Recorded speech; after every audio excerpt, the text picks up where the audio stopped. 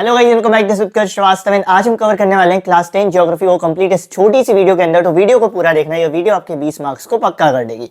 Starting करते हैं पहले चैप्टर के साथ, that is resource and development. Resource क्या होता है? कोई भी ऐसी चीज जो तुम्हारे काम आती है वो एक रिसोर्स है। पेन, कॉपी, पेंसिल, मोबाइल, हर चीज आज के टाइम पर एक रिसोर्स है। इवन हम ह्यूमन भी रिसोर्स है। क्यों? क्योंकि हम भी किसी ना किसी तरीके से दुनिया के काम आ रहे हैं। ठीक है, अब रिसोर्सेज के बारे में अच्छे से पढ़ने के लिए हमने क्या कर रखा है, उनको अलग अलग पार्ट्स में क्लासिफाई कर रखा है on the basis of different thing. सबसे पहला जो क्लासिफिकेशन होता है ये होता है on the basis of origin, कि वो कहाँ से ओरिजिनेट हुए हैं, जिसमें दो टाइप होते हैं, बायोटिक, अबायोटिक। बायोटिक रिसोर्स वो है जिनके अंदर लाइफ होती है, जैसे कि प्लांट्स एंड एनिमल्स, ह्यूमन। और अबायोटिक रिसोर्स वो है जिनके अंदर लाइफ नहीं होती है, जैसे कि rocks, metals, minerals. Okay, second जो क्लासिफिकेशन होता है इट इज बेस्ड ऑन एग्जॉस्टेबिलिटी, कि वो कभी खत्म होंगे या नहीं होंगे। तो उसमें होता है रिन्यूएबल। रिन्यूएबल रिसोर्स वो रिसोर्स है जिनको आप रिन्यू कर सकते हो अगर वो खत्म भी हो जाए, जैसे सोलर एनर्जी, विंड एनर्जी। और नॉन रिन्यूएबल रिसोर्स ऐसे रिसोर्स है जिनको तुम रिन्यू नहीं कर सकते हो, या जिनको रिन्यू करने में बहुत ज्यादा टाइम लगता है, जैसे कि कोल हो गया, पेट्रोलियम हो गया, ये सब हमारे नॉन रिन्यूएबल रिसोर्स है। थर्ड जो क्लासिफिकेशन बनता है, ये क्लासिफिकेशन बनता है on the basis of ownership, मालिकाना हक पर। इसमें चार टाइप के होते हैं। इंडिविजुअल रिसोर्स, तुम्हारी कार, तुम्हारा घर, ये सब क्या है? इंडिविजुअल रिसोर्स है। वो रिसोर्स जो किसी इंडिविजुअल को बिलोंग करते हैं वो इंडिविजुअल है। दूसरा होता है कम्युनिटी रिसोर्स। कम्युनिटी रिसोर्स ऐसे रिसोर्स होते हैं जो एक पर्टिकुलर कम्युनिटी के लिए अवेलेबल होते हैं। जैसे तुम्हारी कॉलोनी है तो कॉलोनी का पार्क तुम्हारी कॉलोनी के लोगों के लिए अवेलेबल है, तो वो जो पार्क है या पब्लिक पार्किंग है, ऐसी जगह क्या हो गई हमारी कम्युनिटी रिसोर्स हो गई। तीसरा होता है नेचुरल रिसोर्स। टेक्निकली देश के अंदर आने वाले जितने भी रिसोर्स हैं और देश की बाउंड्रीज से 19.2 किलोमीटर के पहले पहले जितने भी रिसोर्स हैं, ये सब रिसोर्स क्या होते हैं? नेचुरल रिसोर्स होते हैं। यानी तुम्हारा घर भी एक नेचुरल रिसोर्स है। तो तुम्हारा घर क्या होता है? इंडिविजुअल रिसोर्स भी होता है और एक नेचुरल रिसोर्स भी होता है। इंटरनेशनल रिसोर्स क्या होते हैं? ये सबसे आसान है समझना। हमारे देश से 200 नॉटिकल माइल्स की दूरी पर जितने भी रिसोर्सेज हैं वो सब इंटरनेशनल रिसोर्स है। यानी सपोज करो कोई समुद्र है हमारे देश से 200 नॉटिकल माइल्स पे, तो वो क्या कहलाएगा? इंटरनेशनल रिसोर्स कहलाएगा। जो आखिरी क्लासिफिकेशन होता है it is based on development, कि वो कितने विकसित है। सबसे पहला होता है इसमें हमारा पोटेंशियल रिसोर्स। हम अब कभी कभी बच्चे से कहते हैं ना तुम्हारे अंदर पोटेंशियल है लेकिन तुम उसका यूज नहीं कर रहे हो, तो ऐसे ही पोटेंशियल रिसोर्स होते हैं कि इनके अंदर पोटेंशियल तो है कि ह्यूमन को सेटिस्फाई कर सके, ह्यूमन की जरूरतों को सेटिस्फाई कर सके, लेकिन फिर भी हम इनका अभी यूज नहीं कर रहे हैं कुछ भी रीजन की वजह से, जैसे कि गुजरात और राजस्थान की सोलर और विंड एनर्जी। ठीक है। दूसरा होता है डेवलप्ड रिसोर्स। वर्ड ही बता रहा है जो ऑलरेडी डेवलप्ड है, जिनको हम आज के टाइम पे यूटिलाइजेशन में ला रहे हैं, जिनका इस्तेमाल कर रहे हैं और एनर्जी को प्रोड्यूस कर रहे हैं। तो डेवलप्ड रिसोर्स में वो रिसोर्स आ जाते हैं जिनकी हमारे पास प्रॉपर इंफॉर्मेशन है और जिनको हम आज के टाइम पर यूटिलाइजेशन में ला रहे हैं। तीसरा होता है stock resource. Stock resource basically वो रिसोर्स होते हैं जिनके पास पोटेंशियल तो है कि वो हमारी जरूरतों को पूरा कर सकते हैं, लेकिन हमारे पास उनके लिए प्रॉपर टेक्नोलॉजी नहीं है।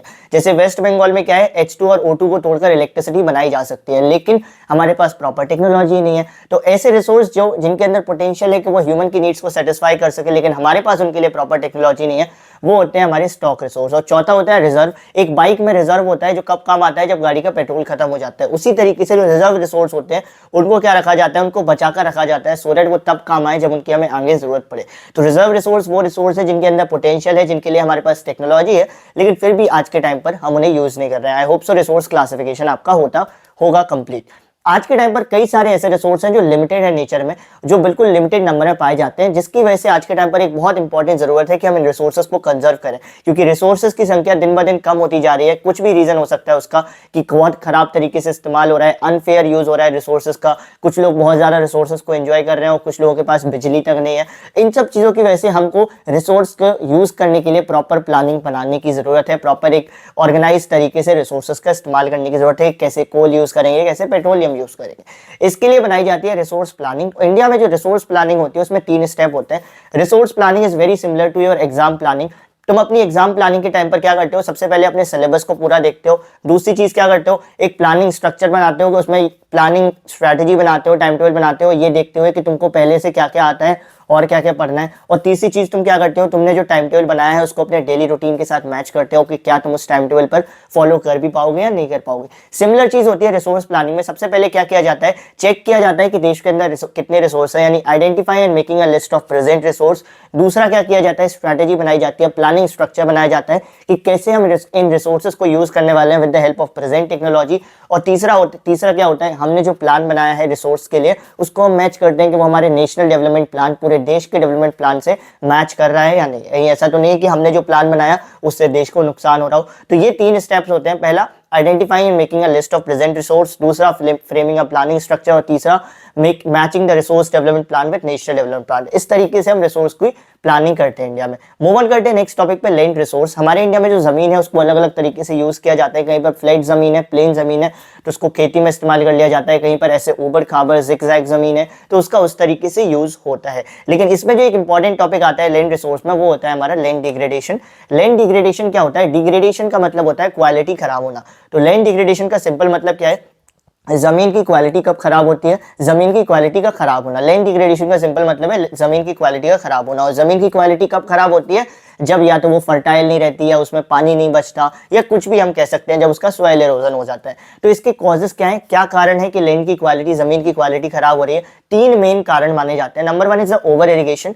कई सारे एरियाज में क्या होता है, फार्मर्स ज्यादा से ज्यादा इनपुट के ज्यादा से ज्यादा आउटपुट के चक्कर में कि ज्यादा से ज्यादा उनको फाइनल अच्छे रिजल्ट्स मिले, कई बार बहुत ज्यादा पानी दे देते हैं जमीन को, जिससे जमीन की क्वालिटी खराब हो जाती है और लैंड डिग्रेड हो जाती है।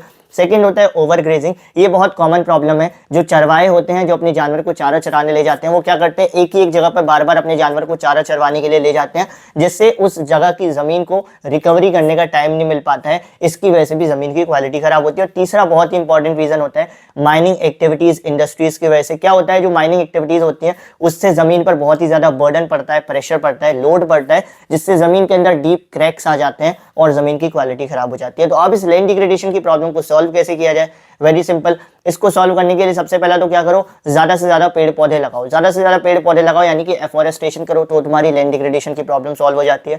दूसरा क्या कर सकते हैं, ये जो ग्रेजिंग हो रही है, ये जो जानवर चारा चर रहे हैं, इसको लेकर अवेयरनेस फैला सकते हैं, इसको लेकर प्रॉपर मैनेज कर सकते हैं कि बता सकते हैं कि देखो भाई ऐसे जानवर को चारा मत चरवाओ, ऐसे करो कि पहले एक जमीन पर जाओ, फिर उस जमीन को टाइम दो, फिर दूसरी जमीन पर जाओ। तो यानी कि दूसरा स्टेप हम ले सकते हैं मैनेजमेंट ऑफ ग्रेजिंग एक्टिविटीज। और तीसरा स्टेप क्या ले सकते हैं, controlling the mining activities, strategically controlling the mining activities. अब देखो माइनिंग को रोक तो सकते नहीं है परमानेंट, लेकिन हम क्या कर सकते हैं, माइनिंग एक्टिविटीज वालों को बोल सकते हैं कि देखो आप जमीन पर इससे ज्यादा प्रेशर मत डालना, इससे ज्यादा लोड मत डालना, वरना जमीन खराब हो जाती है। प्रॉपर कुछ ऐसे लॉस बना दे। तो ये तीन स्टेप से आप क्या कर सकते हो, इन तीन स्टेप से हम लैंड डिग्रेडेशन की प्रॉब्लम को सॉल्व कर सकते हैं। मूव ऑन करते हैं नेक्स्ट टॉपिक पे, सॉइल, मिट्टी।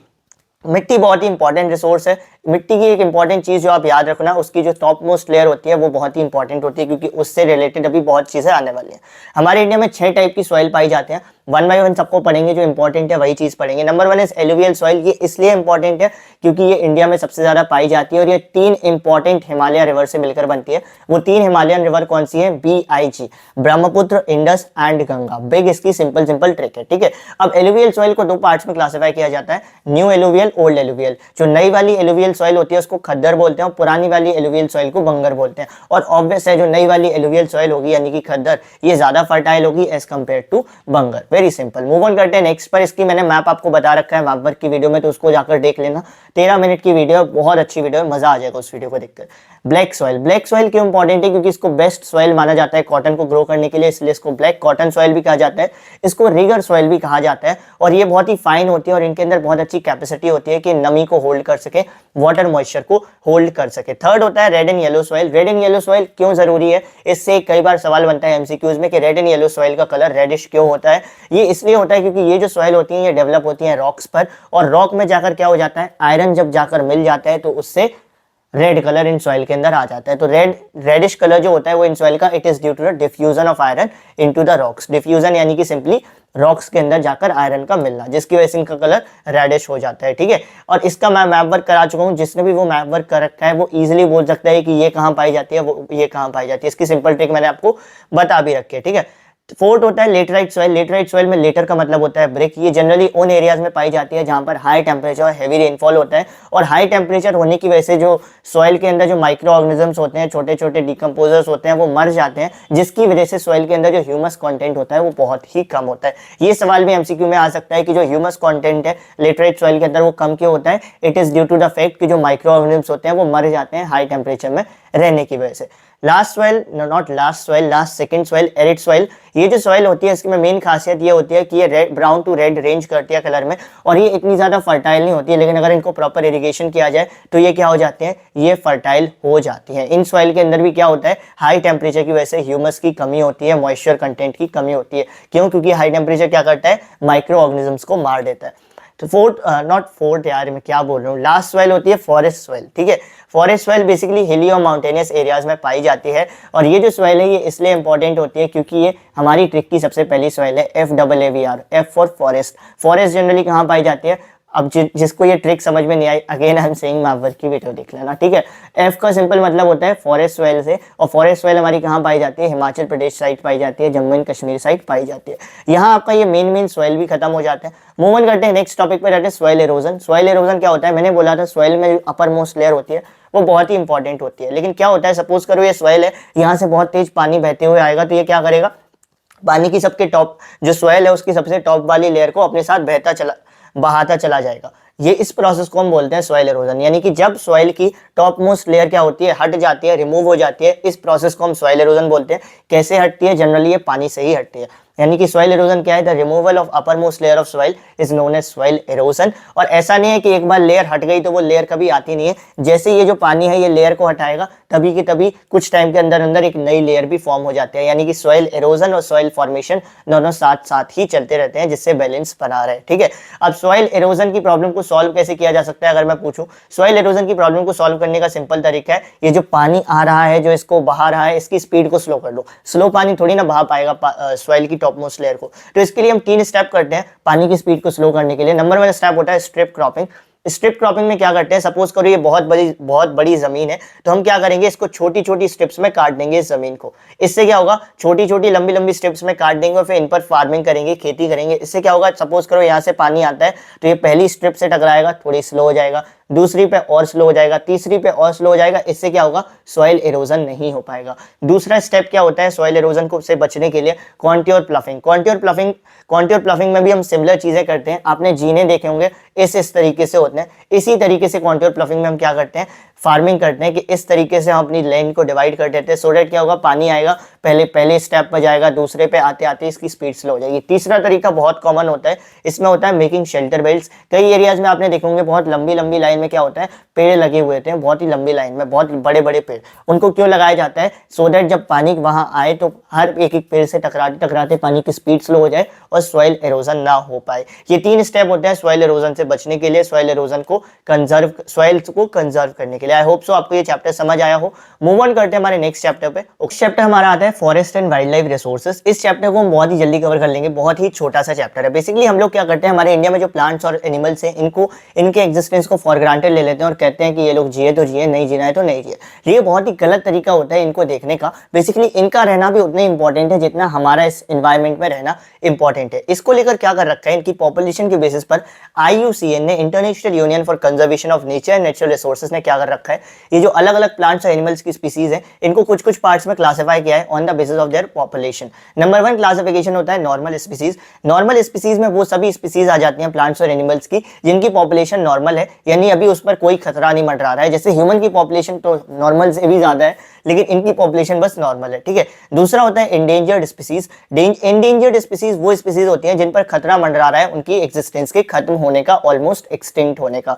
तो ये वो स्पीसीज होती हैं which are in danger of getting extinct का मतलब ऑलमोस्ट खत्म होने की कगार पर है। और ये क्यों हो रही है खत्म, क्योंकि इनको लेकर हम लोग कोई स्टेप नहीं कर रहे हैं इनको प्रोटेक्ट करने के लिए। वेरी सिंपल, जैसे कि इंडियन राइनो हो गया, ब्लैक डक हो गया। तो इंडेंजर्ड स्पीसीज में वो स्पीसीज आती हैं जिन पर खतरा मंडरा रहा है एक्सटिंक्ट होने का, ऑलमोस्ट खत्म होने का। तीसरा होता है वल्नरेबल स्पीसीज वो स्पीसीज होती हैं जो अभी तो जिनकी पॉपुलेशन ठीक ठाक है लेकिन इन पर खतरा मंडरा रहा है इंडेंजर्ड में आने का, यानी कि इन पर यह खतरा मंडरा रहा है कि कुछ ही टाइम के अंदर अगर इनको कंजर्व नहीं किया तो ये इंडेंजर्ड में आ जाएंगे। तो वल्नरेबल स्पीसीज वो स्पीसीज होती हैं जिनके ऊपर किसका खतरा मंडरा रहा होता है कि ये किसी भी टाइम किस में जा सकते हैं, इंडेंजर्ड में आ सकते हैं। तो इसकी अगर मैं साइकिल बनाऊं तो कोई भी स्पीसीज सबसे पहले नॉर्मल होगी, नॉर्मल से फिर वो वल्नरेबल में जाएगी, वल्नरेबल से फिर वो कहाँ जाएगी, इंडेंजर्ड में जाएगी, और इंडेंजर्ड से फिर वो एक्सटिंक्ट हो जाएगी, ऑलमोस्ट खत्म हो जाएगी।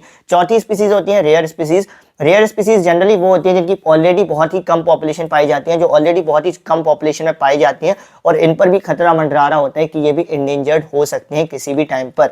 फिर आते हैं हमारा एंडेमिक स्पीसीज। एंडेमिक स्पीसीज वो स्पीसीज होती हैं जो किसी पर्टिकुलर एरिया में ही पाए जाते हैं, ऐसे प्लांट्स और एनिमल्स जो किसी पर्टिकुलर एरियाज में ही पाए जाते हैं, जैसे Andaman wild pig, Nicobar pigeon. इनको आप कभी ऐसे नहीं देखोगे कि अपने घर के आसपास या किसी और फॉरेस्ट में घूमते हुए, ये अपने एक पर्टिकुलर एरिया में ही देखने को मिलते हैं। और लास्ट होता है एक्सटिंक्ट स्पीसीज। वर्ड ही बता रहा है एक्सटिंक्ट स्पीसीज यानी कि जो खत्म हो चुकी हैं। ये वो स्पीसीज होती है जिनको लेकर प्रॉपर रिसर्च की गई, लेकिन पूरा रिसर्च करने के बाद भी इनके एग्जिस्टेंस के बारे में हमको कोई सबूत नहीं मिला। इसका एग्जांपल है pink head duck. I hope so आपको ये 6 क्लासिफिकेशन समझ में आ जाते हैं। नहीं आए हैं तो आप मुझे टेलीग्राम पे मैसेज कर सकते हो, मैं आपको वहां पर भी आपके डाउट्स क्लियर कर दूंगा। उसके बाद आता है depletion of forest. Depletion of forest basically जो हमारे यहाँ के एनवायरमेंटलिस्ट थे और जो ज्योग्राफी की जिन्होंने किताब लिखी, उन्होंने बताया है कि मेन 3 रीजन होते हैं जिसकी वजह से जो फॉरेस्ट एरियाज है वो लगातार दिन ब दिन कम होता चला गया। इसका सबसे पहला रीजन होता है ब्रिटिश का टाइम।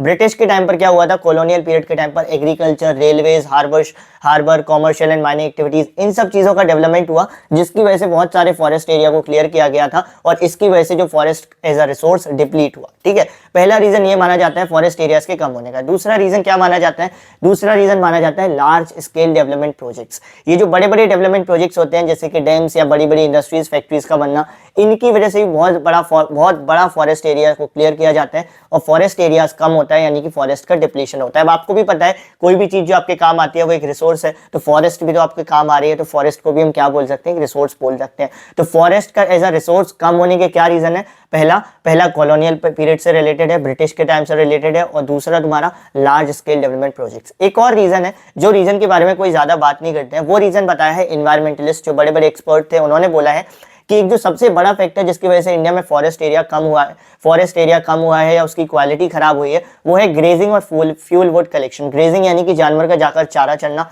इससे फॉरेस्ट एरिया को बहुत ज्यादा नुकसान हुआ है। मैंने बताया था इससे क्या होता है, जमीन की क्वालिटी खराब हो जाती है। और फ्यूल वुड कलेक्शन यानी कि लकड़ियों को कलेक्ट करना फॉरेस्ट से। कई सारे लोग क्या करते हैं, इतनी ज्यादा लकड़ियों को फॉरेस्ट से कलेक्ट करने लगते हैं कि फिर वो फॉरेस्ट की चिंता ही नहीं करते और धीरे धीरे फॉरेस्ट खत्म होते चले जाते हैं। ये जो 3 रीजन है, इनको बेसिकली जो एनवायरमेंटलिस्ट ने बताया है कि ये 3 मेन रीजन है फॉरेस्ट डिप्लीशन के पीछे। अभी हम क्या करते हैं, तो अब जो डिप्लीट हो रहे हैं, फॉरेस्ट लगातार कम हो रहे हैं, तो इनको कम से बचाने के लिए, सो दैट हमारी साइकिल चलती रहे, एनवायरमेंट की साइकिल चलती रहे, हम लोग मेंटेन रहे, हमारा एग्जिस्टेंस बना रहे, हम लोगों ने कुछ कदम उठाए हैं फॉरेस्ट को प्रोटेक्ट करने के लिए, वाइल्ड लाइफ यानी कि ये जो एनिमल्स हैं इनको भी प्रोटेक्ट करने के लिए। इसको लेकर क्या क्या कदम उठाए गए हैं, इनके बारे में हम बात करते हैं वन बाय वन। इंडिया में wild life protection act implement किया गया था 1972 में, जिसमें क्या किया गया था, एक लिस्ट को पब्लिश किया गया था, जिसमें यह था कि हमको इन स्पीसीज को क्या करना है, इनकी स्पीसीज को प्रोटेक्ट करना है, इनकी स्पीसीज की पॉपुलेशन को हमको क्या करना है, हमारे देश में मेंटेन करके रखना है।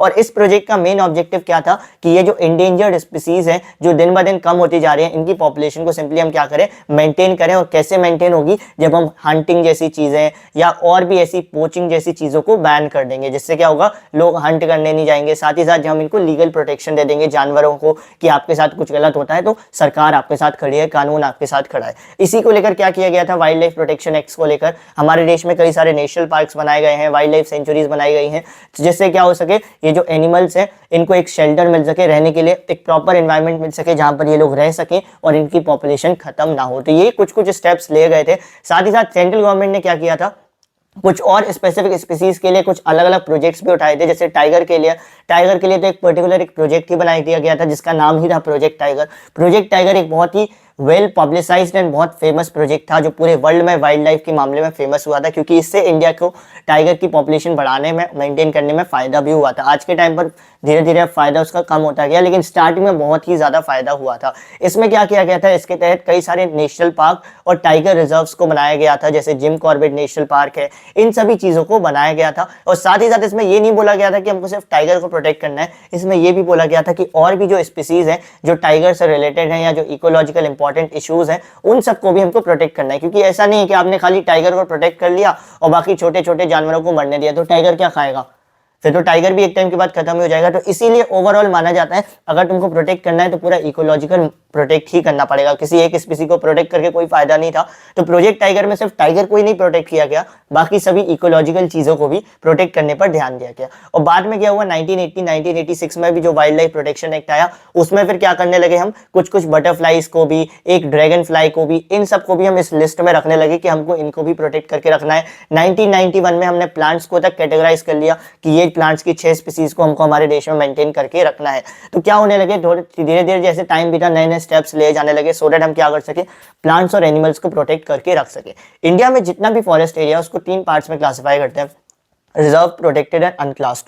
अनक्लास्ड प्रोजेक्ट वैसे ही अनक्लास्ड फॉरेस्ट बेसिकली सिंपल बता देता हूँ, ये वो फॉरेस्ट एरिया होता है जब आप यहाँ से कहीं पर भी रोड पे जा रहे होते हो, अपने अगल बगल जंगल देख रहे होते हो, ये पूरा अनक्लास्ड है, ये बेसिकली वेस्ट लैंड इसको हम कह सकते हैं। तो जितना एरिया जिसमें पब्लिक को एंट्री मिल सकती है नॉर्मल सिटीजन को, वो सब हमारा अनक्लास्ड होता है। और जितना एरिया जिसमें एक नॉर्मल इंसान, नॉर्मल पब्लिक को एंट्री नहीं मिलती, वो हमारा रिजर्व या प्रोटेक्टेड फॉरेस्ट होता है। रिजर्व या प्रोटेक्टेड फॉरेस्ट के 2 एम होते हैं।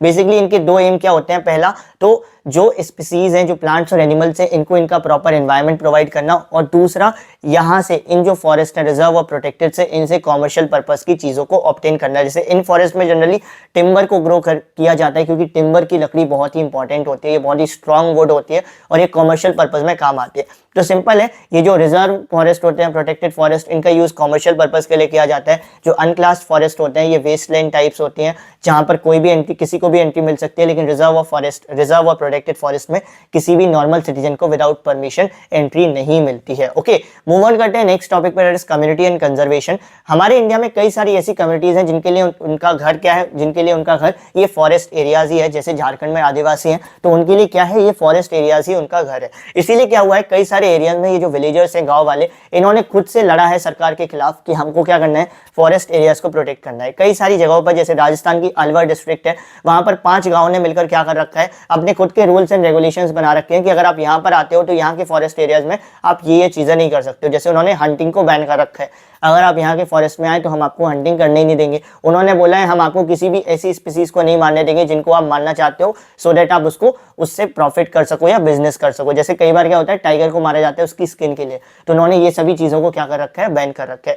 हमारे इंडिया में भी जो ज्वाइंट फॉरेस्ट मैनेजमेंट है, उसने क्या रियलाइज किया, उसने रियलाइज किया है कि अगर हमको फॉरेस्ट को सच में प्रोटेक्ट करना है तो हमको इन लोकल लेवल के लोगों की मदद लेनी पड़ेगी। सपोज करो ये फॉरेस्ट है तो उसी के आसपास गांव भी होते हैं, तो जेएफएम ने क्या डिसाइड किया कि हम क्या करेंगे, इन फॉरेस्ट को प्रोटेक्ट करने का पूरा सिक्योरिटी का चार्ज किसको दे देंगे, ये जो अगल बगल के जो विलेजेस होंगे इनके लोकल इंस्टीट्यूशंस को दे देंगे। और इसमें जेएफएम बेसिकली करती क्या है, बदले में क्या करती है, जेएफएम इन विलेजर्स को थोड़ा बहुत प्रॉफिट दे देती है जो भी इनको फॉरेस्ट से मिलता है। तो बेसिकली ज्वाइंट फॉरेस्ट मैनेजमेंट ने एक इस तरीके से प्रोग्राम इंप्लीमेंट किया है जिसमें वो फॉरेस्ट एरियाज को प्रोटेक्ट करती है with the help of local institutions या with the help of local villagers, और बदले में वो क्या करती है, ये जो लोकल विलेजर्स हैं इनके साथ थोड़े बहुत प्रॉफिट्स को शेयर भी कर देते हैं। हमारे इंडिया में भी कई सारे मूवमेंट हुए थे, जैसे हिमालयाज में चिपको मूवमेंट हुआ था, टेहरी डैम पर बीच बचाओ आंदोलन हुए थे। ये सभी मूवमेंट क्या है, ये सभी मूवमेंट एग्जाम्पल है कि कैसे अलग अलग कम्युनिटीज ने मिलकर आकर फॉरेस्ट एरियाज को प्रोटेक्ट करने की कोशिश की है। तो जब ये अलग अलग कम्युनिटीज, जिनमें से जो आदिवासीज हैं एंड ऑल ये सब लोग हैं, ये सब लोग अगर फॉरेस्ट की इंपॉर्टेंस समझ रहे हैं तो आप लोग क्यों नहीं समझ रहे हो, सवाल सिंपल है, ठीक है। अगर फॉरेस्ट एरियाज खत्म हो जाएंगे तो ये दुनिया भी ऑलमोस्ट खत्म ही हो जाएगी, क्योंकि ये हमारी दुनिया बहुत ही एक साइकिल पे टिकी हुई है और इस साइकिल का एक भी फैक्टर खत्म हुआ तो ये पूरी दुनिया ही खत्म हो जाएगी। इसीलिए हमको फॉरेस्ट एरियाज को प्रोटेक्ट करना जरूरी है।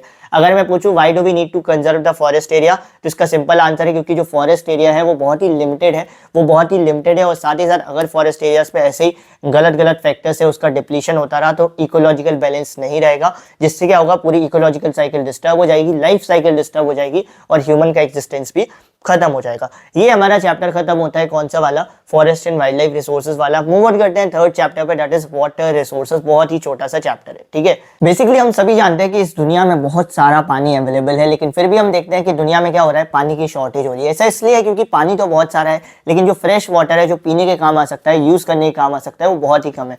ओनली दुनिया के पूरे पानी में से सिर्फ 2.5% ऐसा पानी है, वाटर है, जो फ्रेश वाटर है, और 2.5% में भी हमको क्या करना है, पूरी दुनिया के अंदर पानी को बांटना है, जिसकी वजह से हम कई बार सुनते हैं कि यहाँ पर पानी की शॉर्टेज है, वहां पर पानी की शॉर्टेज है। तो बेसिकली वाटर स्कैर्सिटी क्या है, वाटर स्कैर्सिटी कुछ भी नहीं है, इसका सिंपल मतलब एक ऐसी प्रॉब्लम जहां पर फ्रेश वाटर की कमी हो। देखो पानी की कमी नहीं है, फ्रेश वाटर की कमी है। तो water scarcity is simply the lack of fresh water resources. और इसके क्या रीजन हो सकते हैं, पानी की शॉर्टेज होने के 2 रीजन माने जाते हैं। पहला रीजन बहुत कॉमन होता है कि आज के टाइम पर क्या हो रहा है, पॉपुलेशन बढ़ रही है, जिसकी वजह से पानी की डिमांड बढ़ रही है, और जिसकी वजह से हमको लगता है पानी की शॉर्टेज हो गई है। सपोज पानी तो पहले जितना ही है, लेकिन आज के टाइम पर पॉपुलेशन बढ़ रही है, डिमांड बढ़ रही है, जिसकी वजह से पानी सब तक नहीं पहुंच पा रहा है और पानी की शॉर्टेज हो रही है। यानी कि पहला रीजन क्या होता है वाटर स्कैर्सिटी का, it is due to the larger population and its consequent greater demands. और दूसरा रीजन क्या है पानी की कमी का, दूसरा रीजन आप सबको पता है, ये रीजन होता है बैड क्वालिटी ऑफ वाटर, के पानी तो बहुत है यार, देयर इज एम्पल वाटर, लेकिन अच्छा पानी जो फ्रेश वाटर है वो बहुत कम है।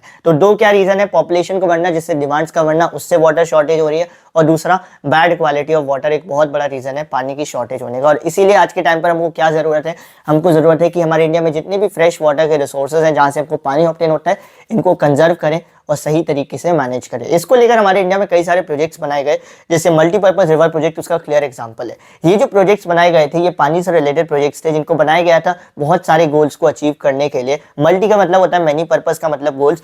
तो ये वो रिवर प्रोजेक्ट्स होते थे, पानी से रिलेटेड प्रोजेक्ट्स होते थे, जिनको बनाया गया था बहुत सारे गोल्स को अचीव करने के लिए। जैसे कि डैम होता था, डैम से हम क्या करते थे, इलेक्ट्रिसिटी जनरेट भी करते थे, पावर सप्लाई भी करते थे, और वाटर सप्लाई भी करते थे, और साथ ही हमको ऐसे टाइम पर भी काम आता था जब फ्लड्स होते थे या ड्रॉट होता था। ठीक है, तो इसको बनाया गया था बहुत सारे गोल्स के साथ साथ। तो multipurpose river project I think so आप लोग समझ जाते हो, ये वो रिवर प्रोजेक्ट्स होते थे जिनको बनाया गया था to achieve more than one goal. इसका क्लियर एग्जांपल होता है हमारा डैम।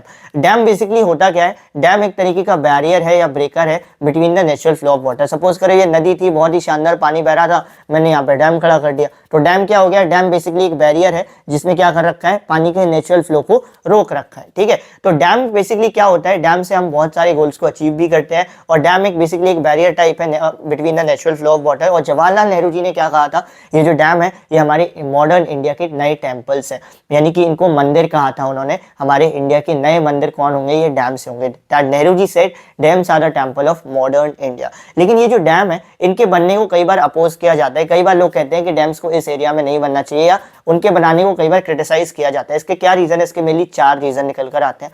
पहला जो रीजन है, जब कहीं पर डैम बनता है तो उसके पानी के नेचुरल फ्लो पर इफेक्ट करता है। सपोज करो ये पानी बहुत शानदार बह रहा था अभी, लेकिन यहाँ पर मैंने डैम कर दिया तो ये पानी का नेचुरल फ्लो, जो नेचुरल फ्लो था उसका वो रुक जाएगा, जिसकी वजह से क्या होने लगता है, सॉइल इरोजन की प्रॉब्लम आने लगती है, सॉइल की क्वालिटी खराब होने लगती है, और पुअर सेडिमेंटेशन हो जाता है। सेडिमेंटेशन क्या होता है ये आपको अभी समझने की जरूरत है ही नहीं, पेपर रिलेटेड वीडियो है तो मैं डायरेक्ट चीजों को कवर करूंगा, ये आपको कभी और फुर्सत से मैं आपको समझा सकता हूँ। ठीक है, तो पहला रीजन क्या होता है, क्यों डैम्स को अपोज किया जाता है, क्यों, क्योंकि इससे पानी का नेचुरल फ्लो पे इफेक्ट पड़ता है और इससे पुअर सेडिमेंटेशन हो जाता है। दूसरा रीजन क्या होता है, जब भी कहीं पर डैम्स बनता है तो उसकी वजह से जो एक्वाटिक लाइफ है प्लांट्स और एनिमल्स की, उस पर बहुत ज्यादा असर पड़ता है, क्योंकि हम ह्यूमन हैं, हम तो कहीं पर भी जाकर कहीं और जाकर बस लेंगे, हम कहीं पर भी अपना घर बना लेंगे, लेकिन ये लोग तो ऐसा नहीं कर सकते। इसकी वजह से क्या होता है, डैम्स के बनने की वजह से जो एक्वाटिक फ्लोरा एंड फौना है इनकी लाइफ पर बहुत ही सारा डेंजर आ जाता है। कई सारे जो एनिमल्स होते हैं वो तो उनको तो अपनी जान भी गंवानी पड़ती है, यानी कि dams makes it very difficult for the aquatic flora and fauna to migrate and affects their natural habitat. तीसरा क्या होता है, तीसरा हम लोगों से रिलेटेड है, जहां पर भी डैम बनता है वहां के आसपास के पूरे एरियाज को क्लियर किया जाता है, जिससे बहुत सारे लोगों को अपना घर छोड़कर, अपना गांव छोड़कर कहीं और किसी नई जगह पर जाना होता है, जिसकी वजह से उनको बहुत प्रॉब्लम होती है। तो ये जो तीसरा रीजन है that is the large scale displacement of people. और चौथा रीजन बहुत ही सिंपल है, चौथा रीजन लोगों का मानना है कि आप डैम को बनाते हो सो दैट हम इन गोल्स को अचीव कर पाएंगे, जैसे कि हम फ्लड को कंट्रोल, बाढ़ को कंट्रोल कर पाएंगे, सूखे के टाइम पर हमको डैम काम आएंगे, लेकिन डैम काम आते तो है ही नहीं इस टाइम पर। तो लोगों का मानना है जब डैम अपने गोल्स को अचीव ही नहीं कर पा रहे हैं तो हम डैम बना क्यों रहे हैं, सिंपल सी बात है। तो इसीलिए डैम्स के बनने को अपोज किया गया है due to their inability to achieve their goal. जब भी जनरली हमको डैम की जरूरत पड़ी है, लोग कहते हैं हमको डैम से फायदा नहीं मिला, तो जब हमको फायदा नहीं मिल रहा है तो किसको फायदा मिल रहा है, तो फिर आप ये डैम क्यों बना रहे हो। तो चौथा रीजन बेसिकली क्या निकल कर आता है कि डैम्स को इसलिए अपोज किया जाता है due to their inability to achieve the goals such as controlling the flood या ड्यूरिंग द ड्रॉट। ठीक है, बेसिकली अब ये 4 रीजन निकलते हैं जिनकी वजह से डैम्स को अपोज किया गया है, लेकिन डैम से कुछ बेनिफिट भी हुए हैं। जैसे कई सारे ऐसे एरियाज थे, रिमोट एरियाज, जहां तक पानी बिल्कुल ही नहीं पहुंच रहा था, वहां थोड़ा बहुत तो एटलीस्ट पानी पहुंच रहा है। कई सारे एरियाज में जहां पर क्रॉप नहीं लगाई जाती थी ऐसी, जिनके लिए पानी चाहिए पड़ता है, अब वहां पर वो लोग क्या करते हैं, पानी वाली क्रॉप्स भी लगा सकते हैं। क्यों, क्योंकि डैम की वजह से पानी पहुंच जाता है। तो कुछ फायदे भी हैं, कुछ नुकसान भी है, हर चीज के 2 पहलू होते हैं, फायदे नुकसान वाले, तो यहाँ पर भी सिमिलर चीज है। अभी मूव ऑन करते हैं नेक्स्ट टॉपिक पे, दैट इज वाटर कंजर्वेशन। अब देखो वैसे ही हम शुरू से बोल रहा हूं मैं कि पानी लिमिटेड है, फ्रेश वाटर बिल्कुल कम है, फ्रेश वाटर की शॉर्टेज है, इसीलिए हमको क्या जरूरत है, पानी को कंजर्व करने की जरूरत है, पानी को बचाकर रखने की जरूरत है। तो कई सारे ऐसे एरियाज जो ये प्रॉब्लम को जनरली सफर करते हैं पानी की शॉर्टेज के, उन्होंने कुछ कुछ तरीके अपना रखे हैं। अब देखो हर बंदा तो अपने घर में डैम बना नहीं सकता, तो लोगों ने क्या कर रखा है, छोटे छोटे तरीके बना रखे हैं। जैसे कि एक ऐसी सिस्टम होता है वाटर हार्वेस्टिंग सिस्टम। ये जनरली आप इसको राजस्थान में देखने को मिलेगा जहां पर पानी शॉर्टेज होती है, या उन एरियाज में जहां पर पानी की शॉर्टेज होती है। वो लोग क्या करते हैं, अपने घर के नीचे एक अंडरग्राउंड टैंक बना लेते हैं, जिसको टंकास बोला जाता है, टैंक या टंकास बोला जाता है। और क्या करते हैं, छत पर जो भी बारिश का पानी गिरता है, उस बारिश के पानी को पाइप की मदद से उन टैंक्स में स्टोर करते हैं और फिर उसको फ्यूचर में जब भी जरूरत पड़ती है यूज करते हैं। बेसिकली फ्रेश वाटर, पीने लायक पानी तुमको कहाँ से मिलता है, सिर्फ दो जगह से मिलता है, या तो बारिश का पानी या जो ग्राउंड वाटर है वहां का, जमीन के अंदर जो पानी है वो, जिसको आप हैंडपंप की मदद से निकालते हो। तो दो ही फ्रेश वाटर के रिसोर्सेज होते हैं। तो आप ऐसा तो है नहीं जमीन के अंदर से कोई पाइप निकाल लो, वो भी आप करते हो, जैसे कई लोगों के यहाँ मोटर लगी हुई होती है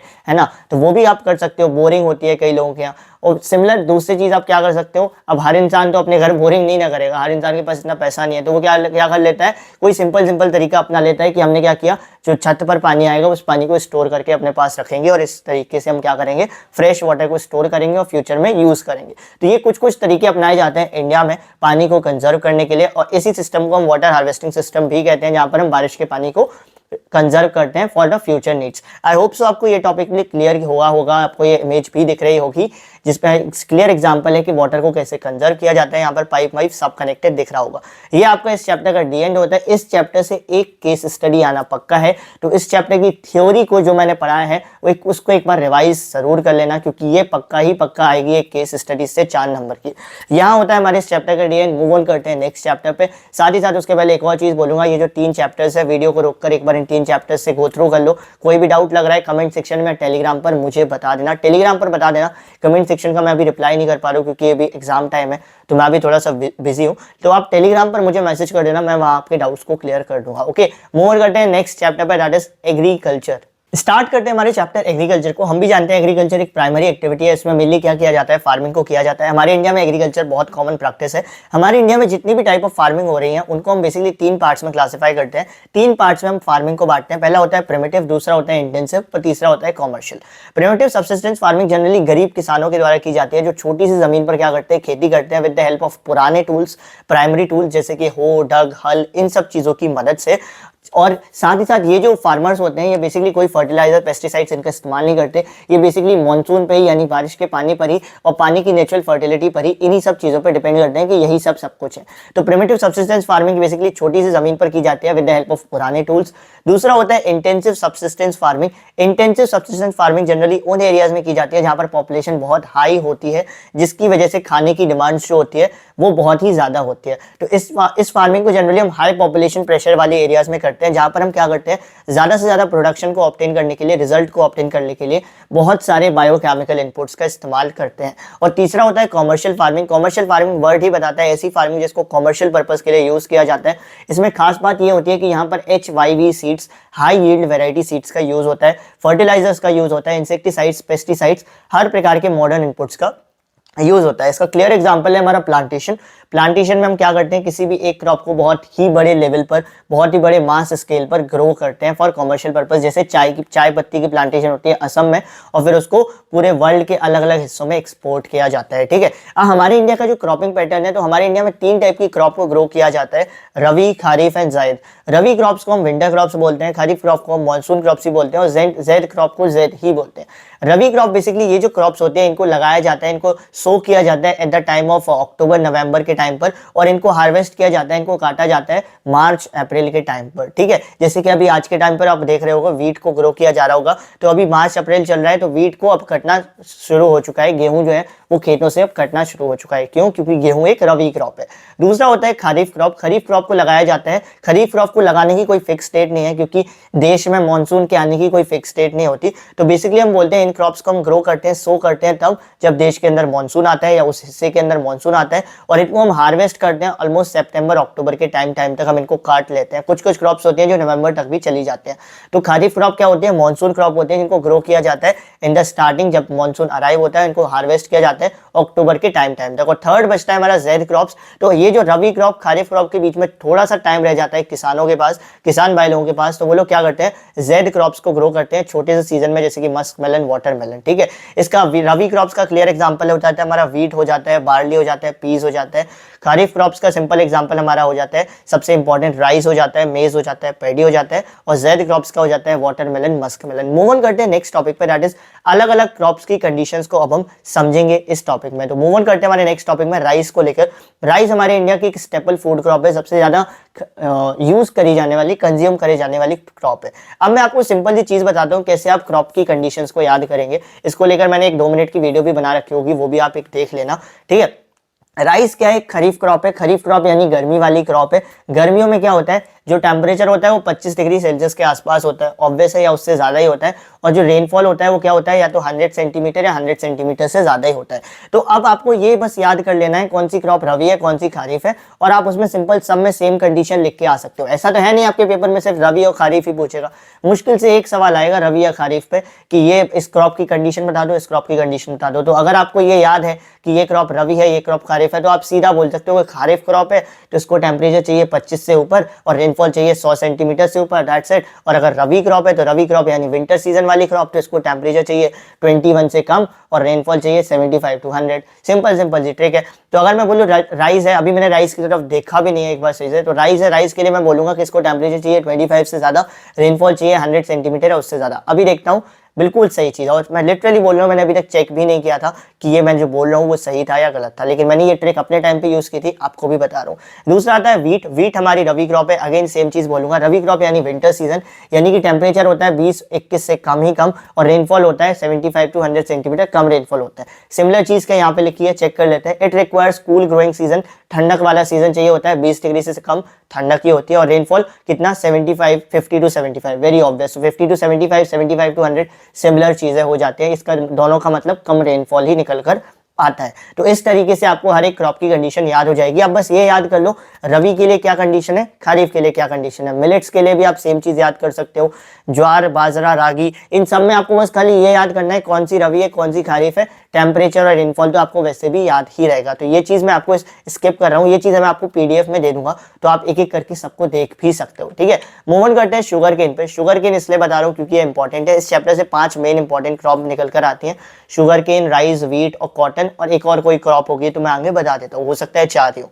शुगर केन जो होती है, शुगर केन को एक्चुअली चाहिए होता है टेम्परेचर, बेसिकली शुगर केन खरीफ क्रॉप है यानी कि गर्मियों वाली क्रॉप है, तो इसको टेम्परेचर कितना चाहिए होता है, ऑलमोस्ट 21 से 27 डिग्री सेल्सियस चाहिए होता है, जैसा कि हमको पता है गर्मियों में होता ही है, यानी 25 से ऊपर भी लिख देंगे तो चलेगा। और इसको रेनफॉल चाहिए होता है 75 टू 100 या 100 सेंटीमीटर भी बोल सकते हैं। तो शुगर केन बेसिकली एक खरीफ क्रॉप है। हमको पता है खरीफ क्रॉप में 2 चीजें होती है, टेम्परेचर कितना 25 से ऊपर, रेनफॉल कितना 100 सेंटीमीटर या उससे ऊपर। तो इन दोनों को लिखाओगे, कोई तुम्हारे नंबर नहीं काटेगा शुगर केन को लेकर। ओके, तो शुगर केन हमारा हो जाता है। फिर आता है ऑयल सीड्स। ऑयल सीड्स में कुछ भी इंपॉर्टेंट नहीं है हमारे लिए।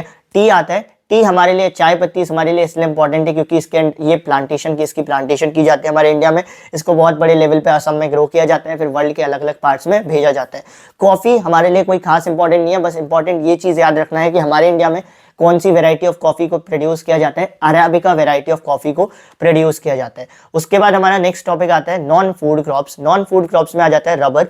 रबर हमारी इंपॉर्टेंट है, मैंने बोला ना 5 इंपॉर्टेंट थी, तो हमारी rice, wheat, cotton, rubber and this sugarcane, ये 5 ही इंपॉर्टेंट है। रबर क्या होती है, रबर इक्वेटोरियल क्रॉप है। इक्वेटोरियल क्रॉप का मतलब ऐसी क्रॉप जिसको हाई टेम्परेचर चाहिए, हाई रेनफॉल चाहिए। ठीक है, तो हाई टेम्परेचर इसको चाहिए होता है अबव 25 और हाई रेनफॉल का मतलब 200 सेंटीमीटर। तो रबर सिंपल है, रबर को ये याद कर लो इक्वेटोरियल क्रॉप क्या होती है। और अगर तुमको पता है इक्वेटोरियल क्रॉप क्या होती है तो भाई मजे ही मजे है। बस इक्वेटोरियल क्रॉप यानी कि जिसको high temperature high rainfall, simple that's it. तो rubber requires high temperature and high rainfall. मैं इसीलिए इतनी बार बोल देता हूँ चीजों को, सो दैट आपको अभी के अभी भी याद हो जाए। मूव ऑन करते हैं नेक्स्ट पे, दैट इज हमारा आता है नेक्स्ट जो है कॉटन।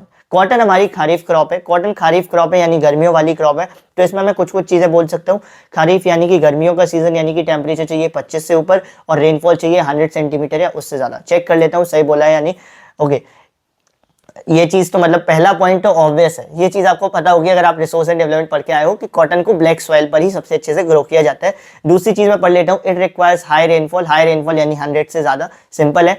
और ब्राइट सनशाइन कब होगी, जब गर्मी पड़ेगी, यानी 25 से ज्यादा। आपको एग्जैक्टली लाइन सेम लिख के नहीं आनी है पेपर में, जो आपने बुक में पढ़ रखी है। अगर आप टेम्परेचर और रेनफॉल लिखोगे तो और भी अच्छा इंपैक्ट पड़ता है आपके आंसर पे, क्योंकि सब फिर सामने वाले को लगेगा कि ये बंदा पढ़कर आया है। ठीक है, मुश्किल से 1 या 2 क्रॉप पूछ लेगा पेपर में, उन्हीं में से आप अगर ऐसे लिख के आ जाते हो कि इसको इतना टेम्परेचर इतना रेनफॉल चाहिए, मजे ही मजे हैं। ठीक है, और अगर आपको ये ट्रिक अच्छी नहीं लग रही है तो फिर सीधा ही करना पड़ेगा, पांचों की पांचों क्रॉप की कंडीशन को याद करना पड़ेगा। ठीक है, ये हमारी खरीफ क्रॉप होती है, इसको ग्रो करने में 6 से 8 महीने लग जाते हैं। मूव ऑन करते हैं नेक्स्ट टॉपिक पे, दैट इज जूट। जूट हमारे लिए क्यों इंपॉर्टेंट है, क्योंकि इसको इंडिया का गोल्डन फाइबर कहा जाता है और इंडिया में हाई टेम्परेचर पर ही ग्रो करता है, इसलिए इंपॉर्टेंट है कि इसको गोल्डन फाइबर कहा जाता है।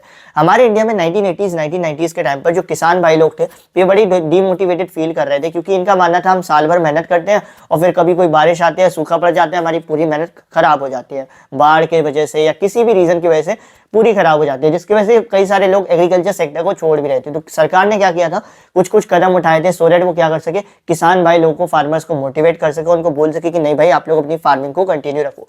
उसमें कौन कौन से कदम उठाए गए थे, नंबर 1 था फसल बीमा, क्रॉप इंश्योरेंस। जो किसान थे उनको क्रॉप इंश्योरेंस प्रोवाइड करना शुरू किया गया था कि अगर आपकी जो क्रॉप है वो किसी बाढ़ की वजह से या फ्लड्स की वजह से, सूखे की वजह से खराब होती है, तो हम आपको क्या करेंगे, कंपेंसेशन थोड़ा बहुत अमाउंट दे देंगे उस क्रॉप के बदले में। दूसरा क्या किया गया था, ग्रामीण बैंक्स को स्टैब्लिश किया गया था, रूरल इंडिया में जाकर कोऑपरेटिव सोसाइटीज और बैंक्स को स्टैब्लिश किया गया था, सो दैट रूरल इंडिया के लोग क्या कर सके, लोन को ले सके इन लोगों से, बैंक से, at a very cheap interest rate. तीसरी चीज, किसान क्रेडिट कार्ड, PAIS, ये अलग अलग स्कीम्स को स्टार्ट किया गया था। किसान credit card, personal accident insurance scheme. किसान क्रेडिट कार्ड में बेसिकली क्या होता है, किसान भाई लोगों को कुछ पैसे भेजे जाते थे जब उनको जरूरत होती थी, या कुछ टाइम ऐसा आता था जब उनको प्रॉपर पैसे उनके अकाउंट में 2,000-3,000 रुपए ट्रांसफर किए जाते थे। आज के टाइम पर भी होता है।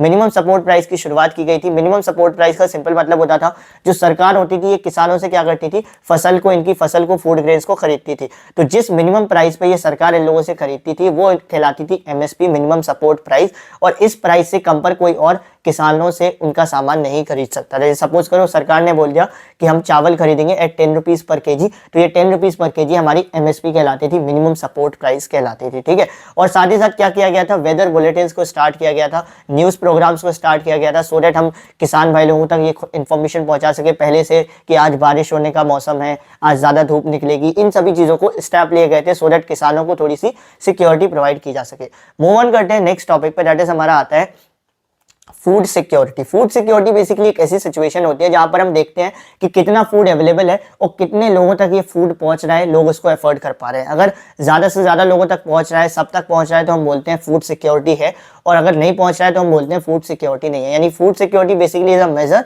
Of availability of food and a person's ability to find, to afford and access it. Basically एक तरीका है जिसमें हम चेक करते हैं कहां पर कितना फूड अवेलेबल है और कितना लोग उसको अफोर्ड और एक्सेस कर पा रहे हैं। ये हमारा फूड सिक्योरिटी का सिंपल कॉन्सेप्ट होता है। फूड सिक्योरिटी बनाए रखने के लिए हमारे इंडिया में क्या किया गया है, हमारे इंडिया में जो नेशनल फूड सिक्योरिटी सिस्टम है उसमें 2 कंपोनेंट्स बनाए गए हैं। पहला होता है बफर स्टॉक, दूसरा होता है PDS, public distribution system. PDS हमारा इंपॉर्टेंट है। PDS बेसिकली वर्ड में दिख रहा है पब्लिक डिस्ट्रीब्यूशन सिस्टम, जो चीजों को पब्लिक में डिस्ट्रीब्यूट करती है। PDS प्रोग्राम में क्या किया जाता है, जो एसेंशियल चीजें होती है उसको पब्लिक तक पहुंचाया जाता है बहुत ही चीप रेट्स पर, जैसे कि जो एसेंशियल फूड ग्रेन्स है या और भी जो एसेंशियल चीजें हैं उनको पब्लिक तक पहुंचाया जाएगा जिनको इसकी जरूरत है, बहुत ही सस्ते रेट पर। और सरकार के पास ये सामान को डिस्ट्रीब्यूट करने के लिए चीजें आती कहां से है, तो इसका काम होता है किसका, FCI का, फूड कॉर्पोरेशन ऑफ इंडिया। यानी फूड कॉर्पोरेशन ऑफ इंडिया क्या करती है, किसान भाई लोगों से क्या करती है, सामान को लेती है, उसको स्टोर करती है और उसके बाद PDS की मदद से उस सामान को डिस्ट्रीब्यूट कर देती है। तो इसका सिंपल है, FCI क्या कर रही है, FCI सामान को खरीद रही है और PDS क्या कर रही है, उसको जो सामान खरीदा है सरकार ने उसको उन लोगों तक पहुंचा रही है जिन लोगों को जरूरत है, at a very cheap rates. ठीक है, तो जो FCI होती है ये किस प्राइस पे लेती है, मैंने पहले बता दिया था, सरकार जिस प्राइस पर सामान लेती है किसानों से उसको बोला जाता है MSP। अब आज के टाइम पर बोला जाता है कि अगर हर एक एरिया को, हर एक डिस्ट्रिक्ट को, हर एक ब्लॉक को सेल्फ सफिशिएंट बनना है फूड के मामले में, यानी कि ऐसा बनना है कि उसे किसी और पर निर्भर ना करना पड़े, तो क्या क्या स्टेप्स उनको लेने पड़ेंगे। सिंपल है, अगर आप चाहते हो आपके एरियाज में प्रॉपर फूड ग्रेन्स प्रोड्यूस हो, आपको किसी और पर डिपेंड ना होना हो, तो किसान भाई लोगों को मोटिवेट करना पड़ेगा, उनको सिक्योरिटी देनी पड़ेगी। उनको सिक्योरिटी कैसे दे सकते हैं हम, उनके लिए हम प्रॉपर अच्छा इंफ्रास्ट्रक्चर प्रोवाइड करें, ट्रांसपोर्टेशन सिस्टम अच्छा प्रोवाइड करें। जैसे कई सारे किसान लोग ज्यादा चीजें इसलिए प्रोड्यूस नहीं करते क्योंकि उनके पास स्टोरेज करने के लिए स्पेस ही नहीं होता। तो अगर हम रूरल इंफ्रास्ट्रक्चर पर वर्क करें, उनको कोल्ड स्टोरेज प्रोवाइड करें, लोन्स प्रोवाइड करें, नई नई टेक्नोलॉजी प्रोवाइड करें, तो हम क्या कर सकते हैं, एक एरियाज को इतना डेवलप्ड बना सकते हैं कि वो फूड ग्रेन्स के मामले में सेल्फ सफिशिएंट हो जाए, उसको किसी और पर डिपेंड करने की ज़रूरत ना पड़े। इसीलिए ये चीज़ बोली जाती है कि अगर हम चाहते हैं इंडिया में फूड सिक्योरिटी हो, तो उसके लिए हमको इन फार्मर्स को भी सिक्योरिटी देनी पड़ेगी, क्योंकि अगर ये फार्मर्स सिक्योर फील नहीं करेंगे तो देश सिक्योर हो ही नहीं सकता। देश की जो फूड डिमांड्स है वो कभी सेटिस्फाई हो ही नहीं सकते। आई होप सो ये चैप्टर भी आपको समझ आया होगा। ये चैप्टर का भी यहाँ पे दी एंड होता है। बहुत जल्दी जल्दी चैप्टर हो रहा है, लेकिन मुझे लगता है समझ में आ रहा होगा। अगर आ रहा है तो मुझे कमेंट सेक्शन में जरूर बताकर जाना। अभी मूव ऑन करते हैं हमारे नेक्स्ट चैप्टर पे, जो होगा हमारा 5th चैप्टर। स्टार्ट करते हैं हमारे chapter mineral and energy resources को। One of the most demanded chapter था। इसके नोट्स आप लोगों को नहीं मिल पा रहे थे, तो मैंने इसके नोट्स को डिस्क्रिप्शन में लिंक कर दिया, आप वहां से डायरेक्ट नोट्स पर ही पहुंच जाओगे, ठीक है। तो मिनरल्स बेसिकली क्या होते हैं, ये वो नेचुरली अकरिंग चीजें होती हैं जो अर्थ क्रस्ट में पाई जाती हैं। मिनरल से हमको ओर मिलती है, ओर से फिर हमको मेटल मिलता है, लेकिन मुझे मेटलर्जी नहीं पढ़ाना है आपका साइंस का, तो मैं इसी पे स्टिक करता हूँ, ठीक है। तो मिनरल्स बेसिकली क्या होते हैं, ये वो नेचुरली अकरिंग सब्सटेंस होते हैं जो अर्थ की क्रस्ट में पाए जाते हैं। 3 तरीके से मिनरल्स पाए जाते हैं। वैसे तो बहुत सारे तरीके हैं, लेकिन जो मेन तरीके हैं उनके बारे में हम देख लेते हैं। पहला होता है, मिनरल्स को पाया जाता है जो कई सारे आपने रॉक्स देखे होंगे, चट्टान देखे होंगे, जिनके अंदर क्या आ जाते हैं, क्रैक्स आ जाते हैं, जिनके ज्वाइंट्स होते हैं, जिनके बीच बीच में, इन सभी क्रैक्स के अंदर मिनरल्स पाए जाते हैं। बेसिकली जो आइजनस और मेटामॉर्फिक रॉक्स होते हैं, इनके अंदर जो क्रैक्स होते हैं, जो भी ज्वाइंट्स होते हैं, इनके अंदर क्या होता है, इनके अंदर मिनरल्स पाए जाते हैं। जो छोटे छोटे क्रैक्स होते हैं, सपोज करो इतनी बड़ी रॉक्स में कितना सा क्रैक है, तो उसको हम क्या बोलते हैं, उसको हम वेन्स बोलते हैं। और अगर कोई बहुत बड़ा क्रैक है, इसका मतलब बहुत ज्यादा मिनरल हमको मिलेगा, तो उसको हम आयोड्स बोल देते हैं, ठीक है। जिंक, कॉपर, आयरन, इन सभी चीजों को हम कहाँ पाते हैं, इनके अंदर पाते हैं, इन क्रैक्स के अंदर पाते हैं। दूसरा जो तरीका होता है वो पाया जाता है सेडिमेंट्री रॉक्स में। सेडिमेंट्री रॉक्स में आपको मिनरल्स पता है कैसे मिलते हैं। बेसिकली सेडिमेंट्री रॉक्स पता है कैसे बनती है, दोनों ही चीज में बता देता हूँ। सेडिमेंट्री रॉक्स बनती है जब क्या होता है, छोटे छोटे फाइन फाइन पार्टिकल्स क्या होते हैं, आपस में एक्यूमुलेट होकर साथ में आकर डिपॉजिट हो जाते हैं। और जब ये डिपॉजिट होते हैं तो इन्हीं के साथ में आकर जो मिनरल्स होते हैं वो भी डिपॉजिट हो जाते हैं, और इसी तरीके से आपको सेडिमेंट्री रॉक से मिनरल मिलता है। तो सेडिमेंट्री रॉक में मिनरल मिलते हैं due to the deposition in the rocks. Simple, it's as simple as that. क्या हो गया, जैसे ये रॉक बनी, इसी के साथ साथ डिपॉजिट होते होते ये मिनरल्स भी बन जाते हैं, जैसे कि जिप्सम है, पोटेश सॉल्ट है, कोल है, ये सभी चीजें यहीं से मिलती है। तीसरा होता है, मिनरल्स को पाया जाता है from the decomposition of the surface rocks. Basically ये जो तरीका है, ये तरीका केमिस्ट्री वाला है ओवरऑल। वैसे तो ये सभी तरीके ही केमिस्ट्री वाले हैं, ये चीज़ मैं बस आपको बता रहा हूँ क्योंकि आपके सिलेबस में, मैं चाहता तो इसको बहुत लंबा ले जाता, लेकिन लंबा ले जाने की जरूरत है नहीं। ये चीज़ तो आप एज इट इज़ ही पढ़ लेना, ये चीज़ एज इट इज़ ही याद कर लेना, ठीक है। मिनरल्स को आप पा सकते हो फ्रॉम द सरफेस रॉक्स। कैसे, बेसिकली क्या किया जाता है, सरफेस रॉक्स के डिकम्पोजिशन से हमको जो भी चीज़ें मिलती हैं उसमें से हम वेस्ट पार्टिकल्स को हटा देते हैं, और उसके बाद हमको जो मिलता है वो हमारा मिनरल होता है। सिंपल है, इस तरीके से भी हम मिनरल को ऑब्टेन करते हैं। एक और तरीका होता है मिनरल्स को ऑब्टेन करने का, वो होता है जो पहाड़ी एरियाज होते हैं या जो फ्लोर्स होते हैं, वैली फ्लोर्स होते हैं, वैली फ्लोर्स यानी कि ऐसे ढलान वाले जो फ्लोर्स होते हैं, वहां से भी हमको कई सारे मिनरल्स पाए जाते हैं। जैसे जैसे कि गोल्ड, सिल्वर है, ये जनरली उन्हीं एरियाज से पाया जाता है। एक और तरीका है, मिनरल अकर करता है ओशन वाटर में। ये जो बड़े बड़े हिंद महासागर हैं, इनके जो पानी है, इनके पानी के अंदर भी क्या होता है, आपको मिनरल्स मिल सकता है in the form of common salt. Common salt तो सबसे सिंपल है ना यार, नमक कहाँ से मिल रहा है तुमको, समुद्र के पानी से ही तो मिल रहा है। तो नमक क्या है हमारा, NaCl, हमारा एक मिनरल ही तो है। तो ये 5 तरीके होते हैं जिस तरीके से मिनरल ऑब्टेन हो रहा है। अगर आपको ये चीज़ नहीं समझ में आई है तो I am again telling you, Telegram पे मैसेज करो, मैं आपके डाउट्स को क्लियर कर दूंगा, ठीक है। कोई इशू नहीं होगा इसमें मुझे। मूव ऑन करते हैं नेक्स्ट टॉपिक पे। मिनरल्स कितने टाइप के होते हैं, बहुत टाइप के होते हैं, लेकिन मेन जो क्लासिफिकेशन हम करते हैं फेरस और नॉन फेरस। फेरस मिनरल्स वो हैं जिनके अंदर आयरन है, और नॉन फेरस वो हैं जिनके अंदर आयरन नहीं है। तो फेरस मिनरल्स में सबसे पहला तो हमारा आयरन खुद ही आ जाता है, क्योंकि उसके अंदर तो सभी से ज्यादा आयरन है। तो फेरस मिनरल्स बेसिकली वो होते हैं जिनके अंदर आयरन होता है। इसका सबसे सिंपल एग्जांपल आयरन ओर होती है। आयरन को क्या माना जाता है, ये बहुत ही बेसिक मटेरियल है और इसको बैकबोन माना जाता है इंडस्ट्रियल डेवलपमेंट का। पेपर में एक 5 नंबर का क्वेश्चन डायरेक्ट आता है, वाई आयरन ओर या why iron industry is known as the backbone of industrial development. तो इसमें आपको कुछ नहीं बताना होता है, 5 आयरन के यूज बता दो कि आयरन के बिना कैसे ये जिंदगी नहीं चलेगी, दुनिया नहीं चलेगी, और तुम्हारा आंसर क्लियर हो जाएगा, ठीक है। तो आयरन भी बेसिकली 2 टाइप का होता है। पहला होता है मैग्नेटाइट, दूसरा होता है हेमेटाइट। आयरन की 2 ओर पाई जाती है, मैग्नेटाइट और हेमेटाइट ओर। सबसे अच्छी ओर कौन सी होती है, मैग्नेटाइट ओर होती है, जिसके अंदर ऑलमोस्ट 70% आयरन होता है। और दूसरी होती है हेमेटाइट ओर। हेमेटाइट ओर उतनी अच्छी नहीं होती है, लेकिन हमारी जो इंडस्ट्री में जनरली यूज होता है ये हेमेटाइट आयरन ही यूज होता है, ओके। अब जो मेजर आयरन ओर बेल्ट है हमारे इंडिया में वो है दुर्ग, बस्तर में बेलारी, चित्रदुर्गा, महाराष्ट्र गोवा बेल्ट, उड़ीसा झारखंड में, ये आपको मैप वर्क में मैंने करा रखा है, आयरन और माइंस मैंने आपको करा रखी है, तो आप वहां से जाकर इस चीज को कर सकते हो। फिर आता है हमारा नॉन फेरस मिनरल्स के बारे में हम बात करते हैं जिनके अंदर आयरन नहीं होता है। तो उसके अंदर सबसे सिंपल एग्जांपल है, सबसे पहले आता है हमारा कॉपर। कॉपर के अंदर आयरन नहीं होता है, तुमको भी पता है, मुझे भी पता है। कॉपर क्या है, इसकी प्रॉपर्टी सिंपल है, मेलिएबल है, डक्टाइल है। साइंस का पेपर देकर आए हो, भूले तो नहीं होगे ये सभी चीजें। कॉपर मेलिएबल है, डक्टाइल है, good conductor of heat and electricity है। बस इतना ही कॉपर के बारे में हमको पढ़ना है। बॉक्साइट, बॉक्साइट क्या होती है, बॉक्साइट बेसिकली एक और होती है, किसकी, एल्यूमिनियम की बॉक्साइट और होती है, जहां से हम क्या करते हैं, एल्यूमिनियम को ऑब्टेन करते हैं। ये सभी चीजें सिंपल सिंपल है, इसमें आपको आयरन और ही इंपॉर्टेंट थी। और इसके बाद इसमें जब कोल आएगा तो वो आपको इंपॉर्टेंट रहेगा, 3 टाइप का कोल का क्लासिफिकेशन। तो फेरस नॉन फेरस मिनरल्स में आपको खाली आयरन से मतलब है। उसके बाद आते हैं मेटेलिक मिनरल और non metallic mineral. Metallic minerals वो मिनरल्स होंगे जिनके अंदर मेटेलिक नेचर हो गया, मेटल पाया जाएगा।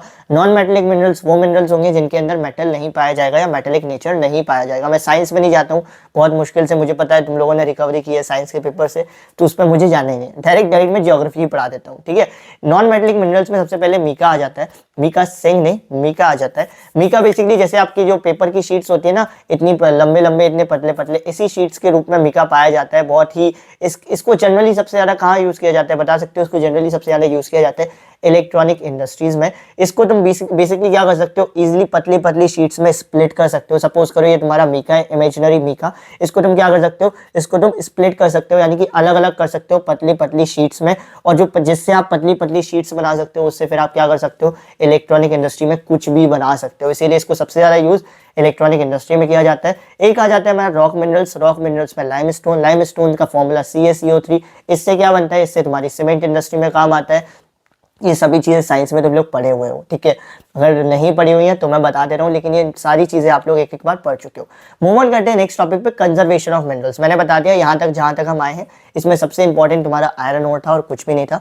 कंजर्वेशन ऑफ मिनरल्स, मिनरल्स को कंजर्व करना क्यों जरूरी है? वेरी ऑब्वियस, किसी भी चीज को बचाना क्यों जरूरी है? क्योंकि वो खतरे में, सिंपल सी बात है ना। तो मिनरल्स को कंजर्व करना क्यों जरूरी है? क्योंकि मिनरल्स खतरे में है। मिनरल्स क्या है, लिमिटेड अमाउंट में पाए जाते हैं नेचर में। आयरन, ये सभी चीजें लिमिटेड अमाउंट में पाई जाती है, और अगर इनको हमने सही से कंजर्व नहीं किया तो एक दिन ऐसा आएगा जब ये खत्म हो जाएंगे और हमारी फ्यूचर जनरेशन को प्रॉब्लम सफर करनी पड़ेगी। इसीलिए हमको मिनरल्स को कंजर्व करना जरूरी है, ठीक है। मूव ऑन करते हैं नेक्स्ट टॉपिक पे, एनर्जी रिसोर्स के हमको कहाँ कहाँ से एनर्जी मिलती है।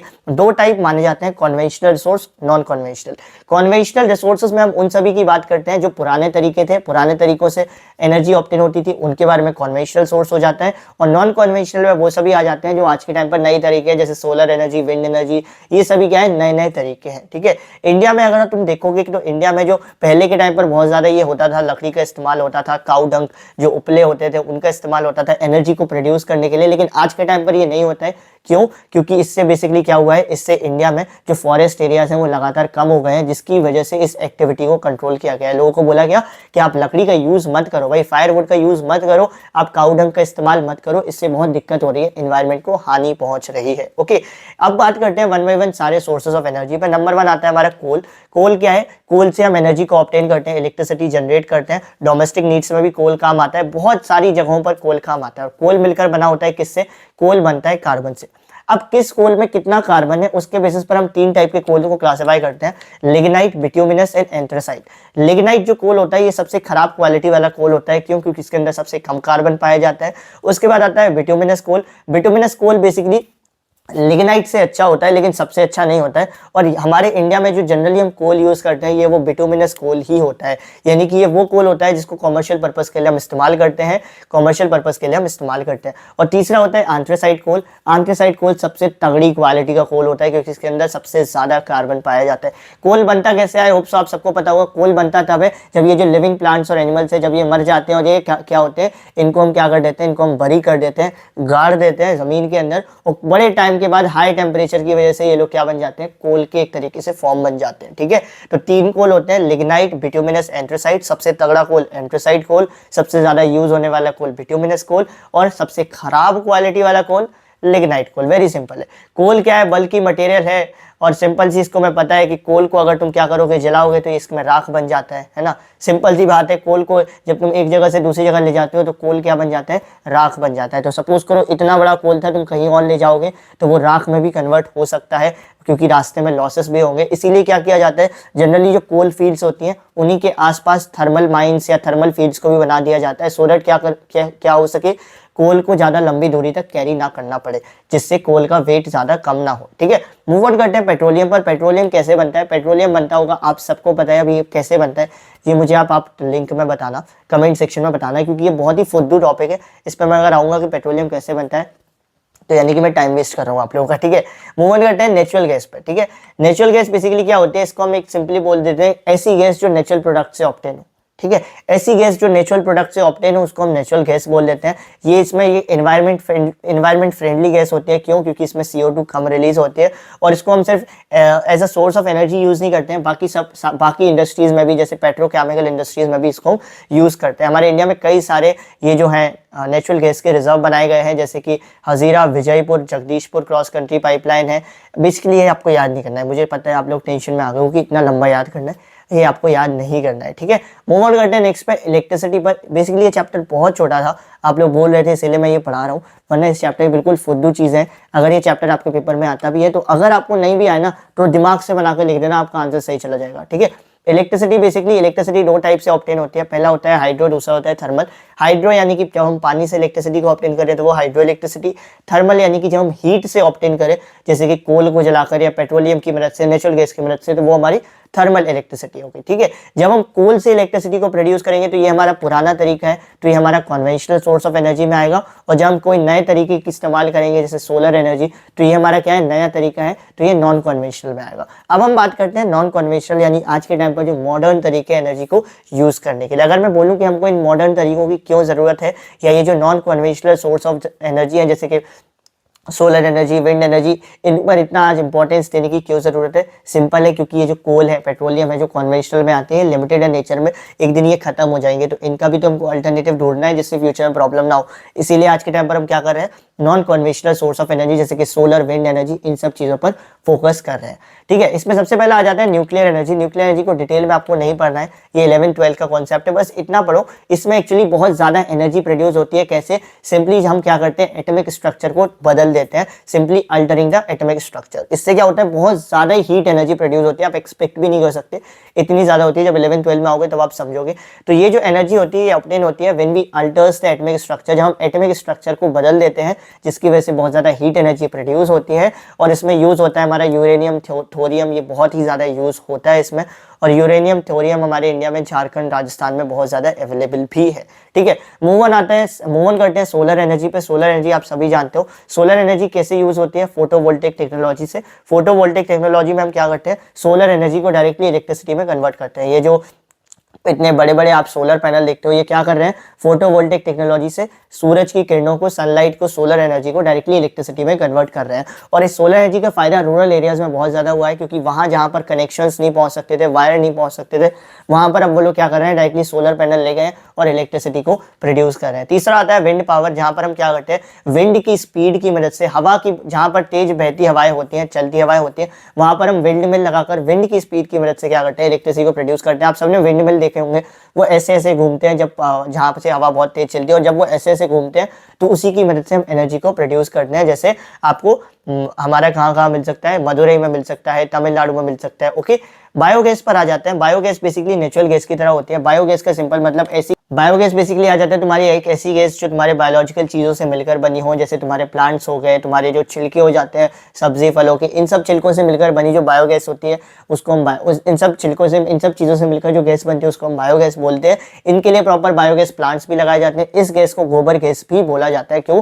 क्योंकि ये जो गैस होती है बेसिकली, इसमें सबसे इंपॉर्टेंट खास बात ये होती है, ये गैस एनवायरमेंट फ्रेंडली है, इससे एनवायरमेंट को कोई खास नुकसान नहीं पहुंचता है। तो बायोगैस या गोबर गैस कैसे प्रोड्यूस होती है, with the help of biological things, with the help of things which are environment friendly. फिर आता है हमारा टाइडल एनर्जी। टाइडल एनर्जी में हम क्या करते हैं, ये जो समुद्र की लहरें होती हैं इनकी एनर्जी का यूज करते हैं किस चीज के लिए, इलेक्ट्रिसिटी को जनरेट करने के लिए। बेसिकली हम क्या करते हैं, इन लहरों की एनर्जी की मदद से टरबाइन को मूव कराते हैं, और इससे क्या होता है हमारा, इससे हमारी इलेक्ट्रिसिटी जनरेट होती है। और लास्ट होता है जियो थर्मल एनर्जी। जियो का मतलब होता है अर्थ, थर्मल का मतलब हीट। हमारा अर्थ जो है वो अंदर से गर्म है, जितना आप अर्थ के अंदर जाओगे उतनी गर्माहट बढ़ती जाती है। तो हम लोग क्या करते हैं, इसी अर्थ की गर्माहट की मदद से, ये जो पृथ्वी के अंदर गर्मी है इतनी, इसी गर्मी की मदद से इलेक्ट्रिसिटी को प्रोड्यूस करते हैं। क्या होता है, इस गर्मी की मदद से नीचे से भाप निकल रही होती है और स्टीम निकल रही होती है, और इसी स्टीम की मदद से हम क्या करते हैं, टरबाइन को मूव कराते हैं और इलेक्ट्रिसिटी को जनरेट करते हैं। ये चीज आपकी क्लियर होती है। मूव ऑन करते हैं इस चैप्टर के लास्ट टॉपिक में, that is conservation of energy resource. Energy के जो रिसोर्सेज है उनको कंजर्व करने की क्यों जरूरत है। आई टोल्ड यू किसी भी चीज को बचाने की क्यों जरूरत है, क्योंकि वो खतरे में। तो एनर्जी रिसोर्सेज को कंजर्व करने की क्यों जरूरत है, क्योंकि ये लिमिटेड है नेचर में, और अगर इनको सही तरीके से हमने यूज नहीं किया, मैनेज नहीं किया, तो पहली चीज तो ये सब तक पहुंचेंगे नहीं, और दूसरी चीज हमारी फ्यूचर जनरेशन को प्रॉब्लम होगी, क्योंकि उनके लिए बचेंगे नहीं। तो यहाँ तो आपके इस चैप्टर का भी डी एंड होता है, सिर्फ 2 चैप्टर बच रहे हैं। इस वीडियो को चलते रहो, देखते रहो। और एक और चीज कहूंगा, अभी कभी इस वीडियो को पॉज करो, जितने चैप्टर हुए उनको एक बार गो थ्रू करो, जो भी डाउट लगे कमेंट सेक्शन या स्पेशली टेलीग्राम पे मुझे बता दो, मैं आपके डाउट्स को क्लियर कर दूंगा एग्जाम के पहले।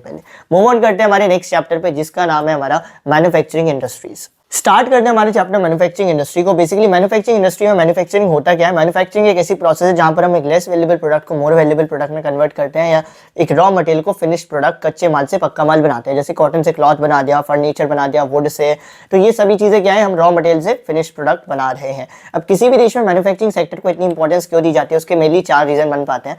पहला रीजन होता है कि एग्रीकल्चर में क्या होता है, एग्रीकल्चर में बहुत सारे लोग एग्रीकल्चर पर डिपेंड करते हैं किसी भी देश में एम्प्लॉयमेंट के लिए। तो जब वहां पर मैन्युफैक्चरिंग आती है तो लोगों की एग्रीकल्चर से डिपेंडेंस कम हो जाती है। तो पहला रीजन क्या है, why manufacturing sector is important, क्योंकि ये एग्रीकल्चर से ओवर डिपेंडेंस हटा देता है लोगों की। दूसरा, मैन्युफैक्चरिंग जितनी ज्यादा होगी उतनी ज्यादा इंडस्ट्रीज फैक्ट्रीज ओपन होगी, जिसकी वजह से एम्प्लॉयमेंट क्रिएट होगा। तो मैन्युफैक्चरिंग सेक्टर क्या करता है, अनएम्प्लॉयमेंट और पॉवर्टी जैसी सिचुएशंस को हटाने में हेल्प करता है। तीसरा जो है, मैन्युफैक्चरिंग सेक्टर की वजह से क्या होता है, इंडस्ट्रीज बनती है, फैक्ट्रीज बनती है, जहां पर अलग अलग प्रकार के वर्कर्स आकर साथ में काम करते हैं, जिससे क्या होता है, जो अलग अलग रीजनल और सोशल डाइवर्सिटीज है वो इंटीग्रेट होते हैं। अलग अलग प्रकार के लोग साथ में काम करते हैं, साथ में एक साथ आते हैं। तो third is it helps in integrating the regional diversities. और चौथा होता है, जितनी ज्यादा मैन्युफैक्चरिंग होगी उतनी ज्यादा गुड्स बनेंगे, और जितना ज्यादा सामान बनेगा उतना ही ज्यादा सामान हमारे देश से दूसरे देश में जाएगा, जिससे हमारे फॉरेन रिलेशंस उतने ही ज्यादा अच्छे होंगे। ये 4 रीजन है जो हमें बताते हैं कि मैन्युफैक्चरिंग सेक्टर क्यों किसी भी देश में इंपॉर्टेंट है। हमारे इंडिया में जितनी भी इंडस्ट्रीज है उनको हमने कुछ कुछ अलग अलग पार्ट्स में क्लासिफाई कर रखा है, सो दैट हम उनके बारे में अच्छे से स्टडी कर सकें। बहुत सिंपल है, मैं आपको ओरली बता देता हूँ, सिंपल समझ जाओगे। सबसे पहला होता है on the basis of raw material, की कौन सा कच्चा माल यूज हो रहा है। अगर किसी इंडस्ट्री में वो रॉ मटेरियल्स यूज हो रहे हैं जो एग्रीकल्चर से मिलते हैं, तो वो हो गई हमारी एग्रो बेस्ड इंडस्ट्री। और अगर किसी इंडस्ट्री में वो रॉ मटेरियल्स यूज हो रहे हैं जो मिनरल्स हैं या किसी मिनरल से ऑब्टेन होते हैं, तो वो हो गई हमारी कौन सी, वो हो जाती है हमारी मिनरल बेस्ड इंडस्ट्री। यानी कि जहां पर भी मेटेलिक चीजें बन रही है वो हमारी मिनरल बेस्ड है, और जहां पर भी एग्रीकल्चरल गुड्स बन रहे हैं वो हमारी एग्रो बेस्ड है। उसके बाद होता है on the basis of capital investment, कितना पैसा लगाया गया है। 2 टाइप की इन्वेस्टमेंट होती है, पहला होता है स्मॉल स्केल इंडस्ट्री, दूसरा होता है large scale. Small scale industry वो इंडस्ट्रीज होती हैं जिनकी इन्वेस्टमेंट 1 करोड़ से कम होती है, और लार्ज स्केल वो होती है जिनकी इन्वेस्टमेंट 1 करोड़ से ज्यादा होती है। उसके बाद आता है on the basis of ownership, मालिक कौन है। प्राइवेट इंडस्ट्रीज, सबसे पहले public sector industry. Public sector industries वो इंडस्ट्रीज होती है जिनकी मालिक सरकार होती है। प्राइवेट सेक्टर इंडस्ट्रीज वो इंडस्ट्रीज होती है जिनकी मालिक कोई इंडिविजुअल या ग्रुप ऑफ इंडिविजुअल या कोई कंपनी होती है। ज्वाइंट सेक्टर इंडस्ट्री वर्ड ही बताता है ज्वाइंट, यानी कि इसमें क्या होता है, मालिक सरकार भी होती है और थोड़ी बहुत मालिक प्राइवेट वाले लोग भी होते हैं, प्राइवेट कंपनीज या प्राइवेट लोग भी होते हैं। चौथा जो होता है वो होता है कोऑपरेटिव सेक्टर इंडस्ट्रीज। यहाँ पर जो मालिक होता है वो कोई एक नहीं होता है, यहाँ पर बहुत सारे मालिक होते हैं, यहाँ तक कि सप्लायर्स, प्रोड्यूसर्स, ये सब मालिक होते हैं। जैसे अमूल कंपनी है, तो अमूल हमारा कोऑपरेटिव सेक्टर इंडस्ट्री है। क्यों? क्योंकि अमूल का मालिक कोई एक बंदा नहीं होगा। मैं वैसा मालिक नहीं बोल रहा हूँ कि जो अमूल को कंट्रोल कर रहा है, बहुत सारे मालिक होंगे। क्यों? क्योंकि अमूल इंडस्ट्री जिनसे दूध ले रहे हैं वो भी इसके एक तरीके से मालिक कहलाएंगे। अमूल इंडस्ट्री जहां तक अपना सामान पहुंचा रही है वो भी इसके मालिक कहलाएंगे। तो जो कोऑपरेटिव सेक्टर इंडस्ट्री में वो इंडस्ट्रीज आती है जहां पर सप्लायर, प्रोड्यूसर्स, ये लोग सब मिलकर मालिक होते हैं। इसका क्लियर एग्जांपल है हमारे इंडिया में अमूल। चौथा होता है हैवी और लाइट के बेसिस में। हैवी इंडस्ट्रीज वो इंडस्ट्रीज होती हैं जहां पर हैवी रॉ मटेरियल यूज होता है, और लाइट इंडस्ट्रीज वो इंडस्ट्रीज होते हैं जहां पर लाइट रॉ मटेरियल्स यूज होते हैं। यानी कि जो कच्चा माल है अगर वो हल्का है तो लाइट इंडस्ट्री, और भारी है तो हैवी इंडस्ट्री। ये सिंपल क्लासिफिकेशन होता है। अब सिंपल सोचो, तुमको अपना घर लेने जाना है, तुम अपना घर कहाँ पर लोगे जहां पर तुमको सारी फैसिलिटीज अच्छी मिले। उसी तरीके से एक इंडस्ट्री वाला जो होता है वो भी अपनी इंडस्ट्री ऐसी जगह लगाता है जहां पर उसको सारी सुविधाएं अच्छी से अच्छी मिले और सस्ते से सस्ते रेट में मिले। यानी कि एक इंडस्ट्री अपनी जगह, अपनी लोकेशन ऐसी जगह लगाती है जहां पर उसको चीप लेबर मिले, चीप बेसिक फैसिलिटीज मिले, जैसे कि पानी, ट्रांसपोर्टेशन, नॉट एग्रीकल्चर, ट्रांसपोर्टेशन, पानी, कम्युनिकेशन सर्विसेज, इलेक्ट्रिसिटी, ये सब चीजें चीप रेट पे मिले और अच्छी मिले। तो इलेक्ट्रिसिटी एक अच्छी लोकेशन क्या कहलाएगी? वही कहलाएगी जहां पर उसको सारी फैसिलिटीज चीप रेट पर मिल जाए, जिससे उसका इन्वेस्टमेंट कम रहे और उसको बाद में प्रॉफिट ज्यादा से ज्यादा हो पाए। कई सारी जो हमारे इंडिया में स्टेट्स हैं, सिटीज हैं, उन्होंने क्या कर रखा है, कुछ कुछ स्पेशल फीचर्स दे रखे हैं, कुछ कुछ स्पेशल तरीके के कदम उठा रखे हैं जिससे वो क्या कर सकें, अलग अलग कंपनीज को अपनी तरफ अट्रैक्ट कर सके और बोल सके कि हमारे एरिया में आओ, इंडस्ट्रीज लगाओ, फैक्ट्रीज लगाओ। ये सब जो बेनिफिट्स ये जो सिटीज देती हैं, स्टेट्स देते हैं, इन बेनिफिट्स का फायदा उठाने के लिए कई सारी कंपनीज क्या करती हैं, आपस में एक साथ हाथ मिला लेती हैं और उस जगह चली जाती हैं जहां पर उनको ये बेनिफिट्स मिल रहे होते हैं। और इस तरीके से जब क्या होता है, कोई भी कंपनी आपस में आसपास लगी हुई होती है, फैक्ट्रीज आपस में लगी हुई होती है, तो इस तरीके की इकोनॉमी को हम एग्लोमरेशन इकोनॉमी बोलते हैं। एग्लोमरेशन इकोनॉमी में बेसिकली क्या होता है, कई सारी कंपनीज एक साथ आती हैं किसी भी जगह पे जो उनको बेनिफिट मिल रहे हैं उनका बेनिफिट लेने के लिए। It's as simple as that, ठीक है। इसको डायरेक्टली आप याद कर लो, थ्योरेटिकल पोर्शन है। उसके बाद हम इंडस्ट्रीज के बारे में बात करते हैं वन बाय वन। बहुत सारी इंडस्ट्रीज आपकी कट गई हैं, बहुत अच्छा है। आयरन इंडस्ट्री नहीं है, कॉटन इंडस्ट्री नहीं है, शुगर नहीं है, तो कुछ कुछ यही सारी इंडस्ट्रीज है। एल्यूमिनियम स्मेल्टिंग क्या होता है, एल्यूमिनियम जो है वो बॉक्साइट से ऑब्टेन होता है। एल्यूमिनियम क्या है, लाइट है, गुड कंडक्टर ऑफ इलेक्ट्रिसिटी है, हीट है, मैलिएबल है। केमिकल इंडस्ट्रीज में क्या होता है, ऑर्गेनिक केमिकल्स को प्रोड्यूस किया जाता है। सीमेंट इंडस्ट्रीज में लाइमस्टोन CaCO3 को यूज किया जाता है और ये हमारी एक हैवी इंडस्ट्री में आ जाती है। और हमारे इंडिया का पहला सीमेंट प्लांट 1804 में आया था। इंफॉर्मेशन एंड टेक्नोलॉजी वाली इंडस्ट्रीज, यहाँ पर इलेक्ट्रॉनिक चीजें जनरेट होती हैं और इंडिया की इलेक्ट्रॉनिक कैपिटल किसको कहा जाता है, बैंगलोर को कहा जाता है। यही आपका पूरा इंडस्ट्रीज का सार है। इसके अलावा पूरे इंडस्ट्रीज में ऐसा कुछ भी नहीं है जो आप मिस कर जाओगे। तो इस स्लाइड को देख लो, आपके पूरे इंडस्ट्रीज तैयार हो जाते हैं। मूव ऑन करते हैं नेक्स्ट टॉपिक पे, that is industrial pollution. Industrial pollution, industry की वजह से 4 टाइप का पॉल्यूशन मेनली होता है, air, water, thermal and noise. Air pollution होता है इंडस्ट्रीज से जो बहुत सारी गैसेस निकल रहे होते हैं ना, CO2, SO2, इन सब की वजह से एयर पॉल्यूट होती है। वाटर पॉल्यूशन होता है जब जो इंडस्ट्री वाली ये जो पानी छोड़ते हैं, वेस्ट वाटर या हॉट वाटर, इसकी वजह से ये पानी कभी रिवर में जाता है, पॉन्ड्स में जाता है, जिसकी वजह से वाटर पॉल्यूशन होता है।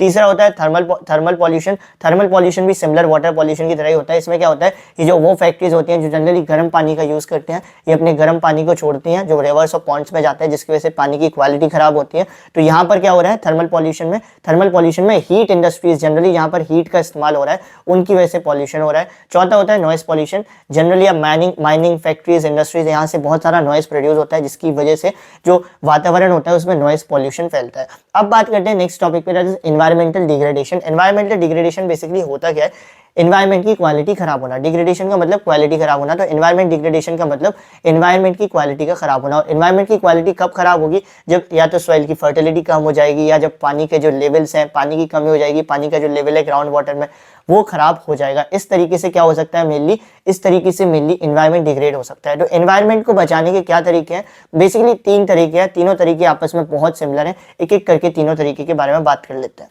तीनों तरीके हैं वो आपस में बहुत सिमिलर हैं। पहला जो तरीका होता है कि पानी का कम से कम यूज करें, और जो भी पानी को यूज कर रहे हैं उसको हम क्या करें, बार बार रिसाइकिल करें, रीप्रोसेस करें, जिससे हम पानी को और भी अच्छे तरीके से यूज कर सकें और कम से कम पानी को वेस्ट कर सकें। तो पहला सिंपल है, minimising use of water for processing by reusing and recycling it in more than 2 stages. दूसरा होता है पानी जो हमको मिल रहा है उसको वाटर हार्वेस्टिंग करें। जो पानी हमको रेन वाटर से मिलता है, जो हमने वाटर रिसोर्सेज चैप्टर में भी देखा था, उसको हम क्या करें, उसको हम कंजर्व करें फॉर आवर फ्यूचर नीड्स। और तीसरा जो तरीका होता है ये होता है इंडस्ट्रीज से रिलेटेड, कि इंडस्ट्रीज जो पानी छोड़ती हैं, जो हॉट वाटर छोड़ती हैं, या जो भी पानी के साथ गंदगी छोड़ती हैं, उसको बार बार रिसाइकिल करें अलग अलग स्टेप्स में, सो दैट क्या किया जा सके, उस पानी का ज्यादा से ज्यादा यूज किया जा सके और वाटर पॉल्यूशन कम से कम हो। इसको वो 3 तरीके से कर सकते हैं, अलग अलग टेक्नोलॉजी की मदद से, स्क्रीनिंग की मदद से, ग्राइंडिंग की मदद से, सेडिमेंटेशन की मदद से, बार बार उसको रिसाइकिल करें। उनके पास तो प्रॉपर टेक्नोलॉजी भी होती है इंडस्ट्रीज वालों के पास, तो वो बार बार उसको क्या करें, पानी को रिसाइकिल करें, रीयूज करें, और बाद में जब बिल्कुल एंड प्रोडक्ट हो कि अब उस पानी का कुछ नहीं हो सकता, तब जाकर उसको फिर बाहर बहा दें, सो दैट उस पानी को कम से कम पॉल्यूशन हो, कम से कम एनवायरनमेंट को प्रॉब्लम पहुंचे। तो ये तो मेनली 3 तरीके होते थे, जिसके नोट्स भी आपको मैं ऑलरेडी प्रोवाइड कर चुका हूँ इस चैप्टर के भी, तो उन नोट्स को भी आप देख लेना, वो नोट्स बहुत हेल्पफुल रहेंगे इस चैप्टर के लिए भी। अभी मूव ऑन करते हैं हमारे लास्ट चैप्टर की तरफ, that is the life lines of national economy. I hope so आप अभी तक इस वीडियो में बने हुए होंगे, और बने हुए हो तो अगेन वही चीज करो, वीडियो को पॉज करो, चैप्टर को रिवाइज करो, कोई डाउट हो मुझे टेलीग्राम पे मैसेज करो, दैट्स इट।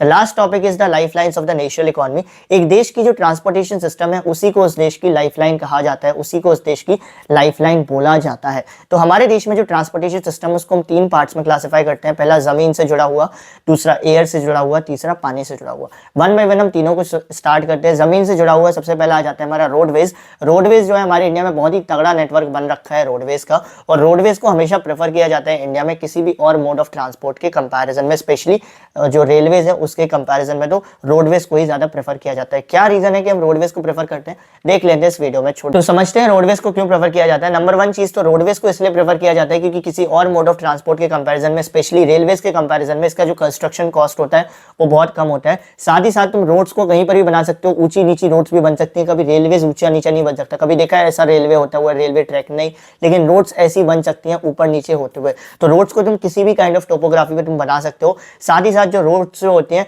रोड्स तुमको बहुत ही इकोनॉमिकल होती हैं छोटी छोटी दूरी के लिए। अगर सपोज करो तुमको 10-20 किलोमीटर जाना है तो ट्रेन से तुमको कॉस्ट ज्यादा लगेगा सामान ले जाने में, लेकिन रोड से तुमको कम कॉस्ट लगता है। तो रोडवेज इसलिए भी प्रेफर की जाती है क्योंकि इकोनॉमिकल होती है शॉर्ट डिस्टेंसेस पे। साथ ही साथ रोडवेज तुमको door to door service provide कर सकती है। तुम अपनी फैक्ट्री से एग्जैक्ट किसी और की फैक्ट्री तक रोड्स की मदद से जा सकते हो, ट्रेन की मदद से तुम स्टेशन टू स्टेशन ही जा सकते हो। साथ ही साथ रोड ट्रांसपोर्ट क्या करती है, बाकी जितने भी मोड्स ऑफ ट्रांसपोर्ट है जैसे कि समुद्र है, जो बंदरगाह होते हैं, एयरपोर्ट से, इनके बीच में भी लिंक का काम करती है। इसीलिए रोड्स का बहुत इंपॉर्टेंट है। अगर रोड्स नहीं होंगी तो तुम एक किसी भी एयरपोर्ट से दूसरी जगह कैसे जाओगे, सिंपल सा कॉन्सेप्ट है। तो रोड्स क्या करते हैं, एक लिंक का काम भी करती हैं अलग अलग जो मोड ऑफ ट्रांसपोर्ट है जैसे कि एयरवेज, वाटरवेज, इनके बीच में। हमारे इंडिया में जो रोड्स हैं उनको अलग अलग पार्ट्स में क्लासिफाई किया गया है। सबसे पहला होता है हमारा golden quadrilateral super highway. Quadrilateral में 4 साइड्स होती हैं। तो इसमें बेसिकली क्या किया जाता है, क्वाड्रिलेटरल की तरह 4 सिटीज को आपस में जोड़ा जाता है। देश की 4 मेगा सिटीज, स्मार्ट सिटीज को आपस में जोड़ा जाता है सो दैट उनके बीच का जो ट्रैवलिंग टाइम है उसको कम से कम किया जा सके। जैसे हमारे इंडिया में किया गया है दिल्ली, कोलकाता, चेन्नई, मुंबई के बीच में, ठीक है। तो इसमें बेसिकली क्या, इसका मेन ऑब्जेक्टिव होता है क्या है, सो दैट ये जो टाइम लग रहा है आपको इन मेगा सिटीज जाने में उसको कम से कम किया जा सके। दूसरा होता है हमारे इंडिया में नेशनल हाईवेज। आप कभी भी अपने शहर से बाहर निकल के देख लो, आपको कहीं ना कहीं कोई हाईवे मिल ही जाएगा। तो वो हाईवे नेशनल हाईवे कहलाता है, जो बेसिकली देश के अलग अलग स्टेट्स को आपस में लिंक कर रहा होता है। और इसको मेंटेन किया जाता है CPWD के द्वारा, सेंट्रल पब्लिक वर्क्स डिपार्टमेंट के द्वारा। हमारे इंडिया का सबसे लंबा हाईवे जो है वो आज के टाइम पर NH7 आप बोल सकते हो, और उसी का नाम बदलकर NH44 भी कर दिया गया है। ओके, मूव ऑन करते हैं नेक्स्ट पे, that is state highways. State highways वो रोड्स होती हैं जो स्टेट्स के अलग अलग पार्ट्स को, स्टेट की अलग अलग जिलों को आपस में लिंक करते हैं। इसको मेंटेन करने का काम होता है PWD के पास। उसके बाद होता है डिस्ट्रिक्ट रोड। डिस्ट्रिक्ट रोड क्या करते हैं, ये वो रोड्स होती हैं जो क्या करती हैं, डिस्ट्रिक्ट के अंदर, जिले के अंदर जो छोटी छोटी जगह है उनको आपस में लिंक करने का काम करती है। उसके बाद आता है अदर रोड्स। अदर रोड्स में वो बची खुची रोड्स जो विलेजेस की रोड्स हैं या जो किसी और छोटी मोटी जगह की रोड्स हैं, जो क्या करते हैं, वहाँ की जो लोकल इंस्टीट्यूशन होते हैं वही लोग मैनेज करते हैं। जो 6th आता है that is border roads. Border roads specially army से रिलेटेड है, इसीलिए इसको कौन कंट्रोल करता है, बॉर्डर रोड ऑर्गेनाइजेशन ही कंट्रोल करता है, मेंटेन करता है। इन रोड्स को बनाया जाता है सो दैट हम लोग जो आर्मी है वो उन एरियाज तक पहुंच सके जिन एरियाज तक नॉर्मल लोग नहीं जा सकते, सो दैट वो अच्छे से अच्छे तरीके से देश की सुरक्षा कर सके। सिंपल अगर मैं आपको अब समझाऊं क्लासिफिकेशन के बारे में तो सिंपल है, मुझे बोलना हो तो मैं इसको सिंपल बोल सकता हूँ। नेशनल हाईवेज वो रोड्स हैं जो देश के अलग अलग स्टेट्स को आपस में लिंक कर रही है। स्टेट हाईवेज वो रोड्स हैं जो स्टेट के अलग अलग डिस्ट्रिक्ट को आपस में लिंक कर रहे हैं। डिस्ट्रिक्ट रोड वो रोड है जो डिस्ट्रिक्ट के अंदर छोटे छोटे विलेजेस, रूरल एरियाज को आपस में लिंक कर रहे हैं। और बॉर्डर रोड्स वो रोड्स हैं जो बॉर्डर के लिए, जो आर्मी के द्वारा यूज किए जाते हैं उन एरियाज में पहुंचने के लिए जहां तक कोई नॉर्मल सिटीजन नहीं जा सकता। गोल्डन क्वाड्रिलेटरल आप समझ गए थे। सिंपल करते हैं, मूव ऑन करते हैं नेक्स्ट टॉपिक पे, that is the railways. Railways को क्यों प्रेफर किया जाता है, रोडवेज को भी प्रेफर किया जाता है, रेलवेज को भी प्रेफर किया जाता है, लेकिन रोडवेज को ज्यादा प्रेफर किया जाता है। ये इंपॉर्टेंट चीज है, इसीलिए पेपर में बहुत बार सिंपल ये सवाल पूछा जाता है कि रोडवेज को क्यों प्रेफर किया जाता है रेलवेज के ऊपर। तो वो चीज मैं आपको ऑलरेडी बता चुका हूँ। रेलवेज जो होते हैं, रेलवेज जनरली हमें हेल्प करती हैं जब हमको बहुत ही लंबी दूरी पर जाना होता है, क्योंकि रेलवेज के 2 फायदे होते हैं। आप अपने सामान को भी कैरी कर सकते हो और साथ ही साथ साइट सीइंग भी कर सकते हो, यानी कि नज़ारों का मजा भी ले सकते हो। सपोज करो आपको लंबी दूरी पर सामान ले जाना है तो आपका सामान आखिरी वाले डिब्बों में आ जाएगा। बाकी आप क्या कर सकते हो, ट्रेन में पैसेंजर्स को ले जा सकते हो और 2 डबल बेनिफिट इससे कमा सकते हो, ट्रांसपोर्टेशन का भी और साइट सीइंग का भी। लेकिन जो रेलवेज का जो नेटवर्क है ये बहुत हद तक डिपेंड करता है कि जो एरिया है वहाँ पर ज़मीन कैसी है, क्योंकि रेलवेज उन्हीं जगह पर पाया जा सकता है जहाँ पर क्या हो, जहाँ पर जनरली प्लेन लैंड पाई जाते हो। अगर कहीं पर ऐसे माउंटेनियस एरियाज हैं तो वहां पर रेलवेज की लिंक को स्टैब्लिश करना बहुत ही ज़्यादा डिफिकल्ट हो जाता है। हमारे नॉर्दर्न प्लेन में बहुत ही ज़्यादा रेलवेज की ग्रोथ अच्छी होती है। क्यों? क्योंकि नॉर्दर्न प्लेन में क्या है, जो लैंड है वो बहुत ही ज़्यादा प्लेन है, इतनी दिक्कत वाली नहीं है जिससे रेलवे लाइन्स ना बिछाई जा सके। लेकिन जो हिली एरियाज होते हैं वहाँ पर रेलवे का इस्तेमाल नहीं होता है। क्यों? क्योंकि वहाँ पर ज़मीन ही नहीं है रेलवे को बनाने के लिए, सिंपल सी बात, ठीक है।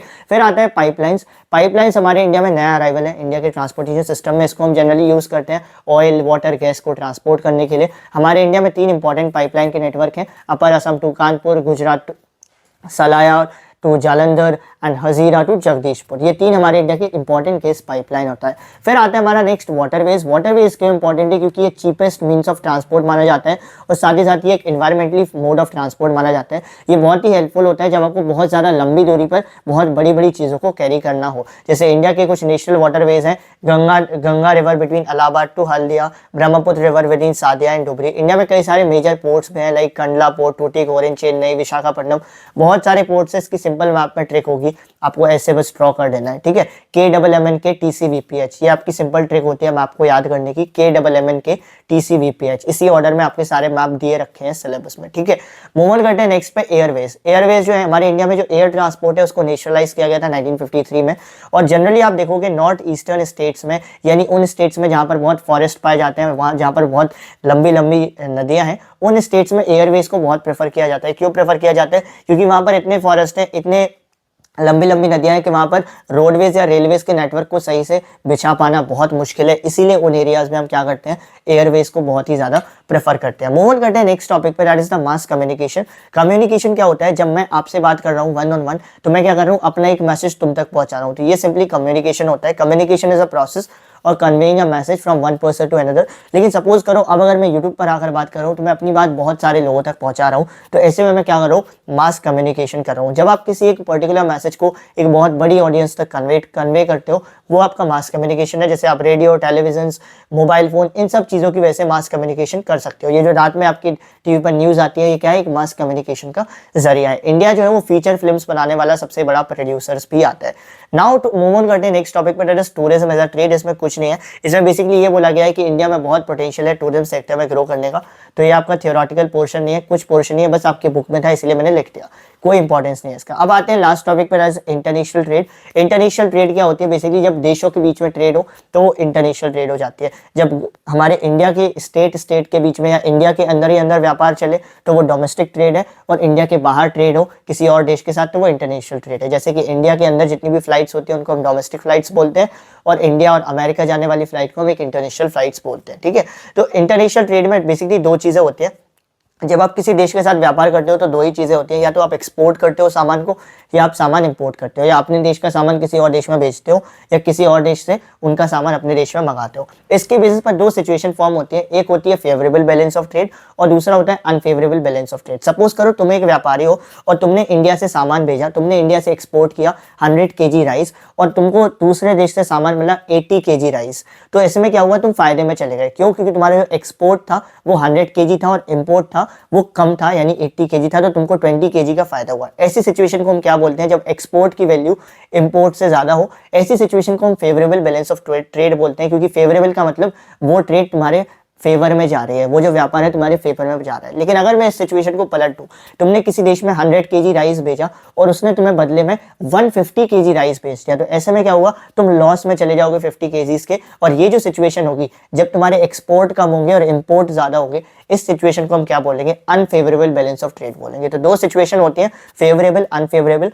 फेवरेबल का सिंपल मतलब जब तुम्हें प्रॉफिट हो रहा हो। प्रॉफिट कब होगा? जब तुम ज्यादा एक्सपोर्ट करोगे, इंपोर्ट कम करोगे। और दूसरा होता है अनफेवरेबल। अनफेवरेबल कब होगा? जब तुम्हारे एक्सपोर्ट कम होंगे और इंपोर्ट ज्यादा होंगे। तो ये तो हमारा होता है इस चैप्टर का भी दी एंड और पूरी ज्योग्राफी का भी दी एंड। आई नो वीडियो थोड़ी सी लंबी हो गई होगी, लेकिन 7 चैप्टर्स है, सबसे ज्यादा चैप्टर्स यहीं पर है, तो वीडियो का लंबा होना बनता भी था। लेकिन इस वीडियो के बाद आपके 20 मार्क्स कंप्लीटली इंश्योर्ड है। टेलीग्राम चैनल पर आकर आपको इसकी PDF भी मिल जाएगी, तो टेलीग्राम चैनल को जरूर ज्वाइन करना। सिंपली आप सर्च कर सकते हो उत्कर्ष स्टडी सीरीज क्लास 10 और आपको हमारा टेलीग्राम चैनल मिल जाएगा। ओके, तो इस वीडियो को यहीं पर एंड करते हैं। मिलते हैं नेक्स्ट वीडियो में एक नए चैप्टर नहीं, एक नए टॉपिक के साथ। तब तक के लिए स्टे फोकस्ड। Thank you.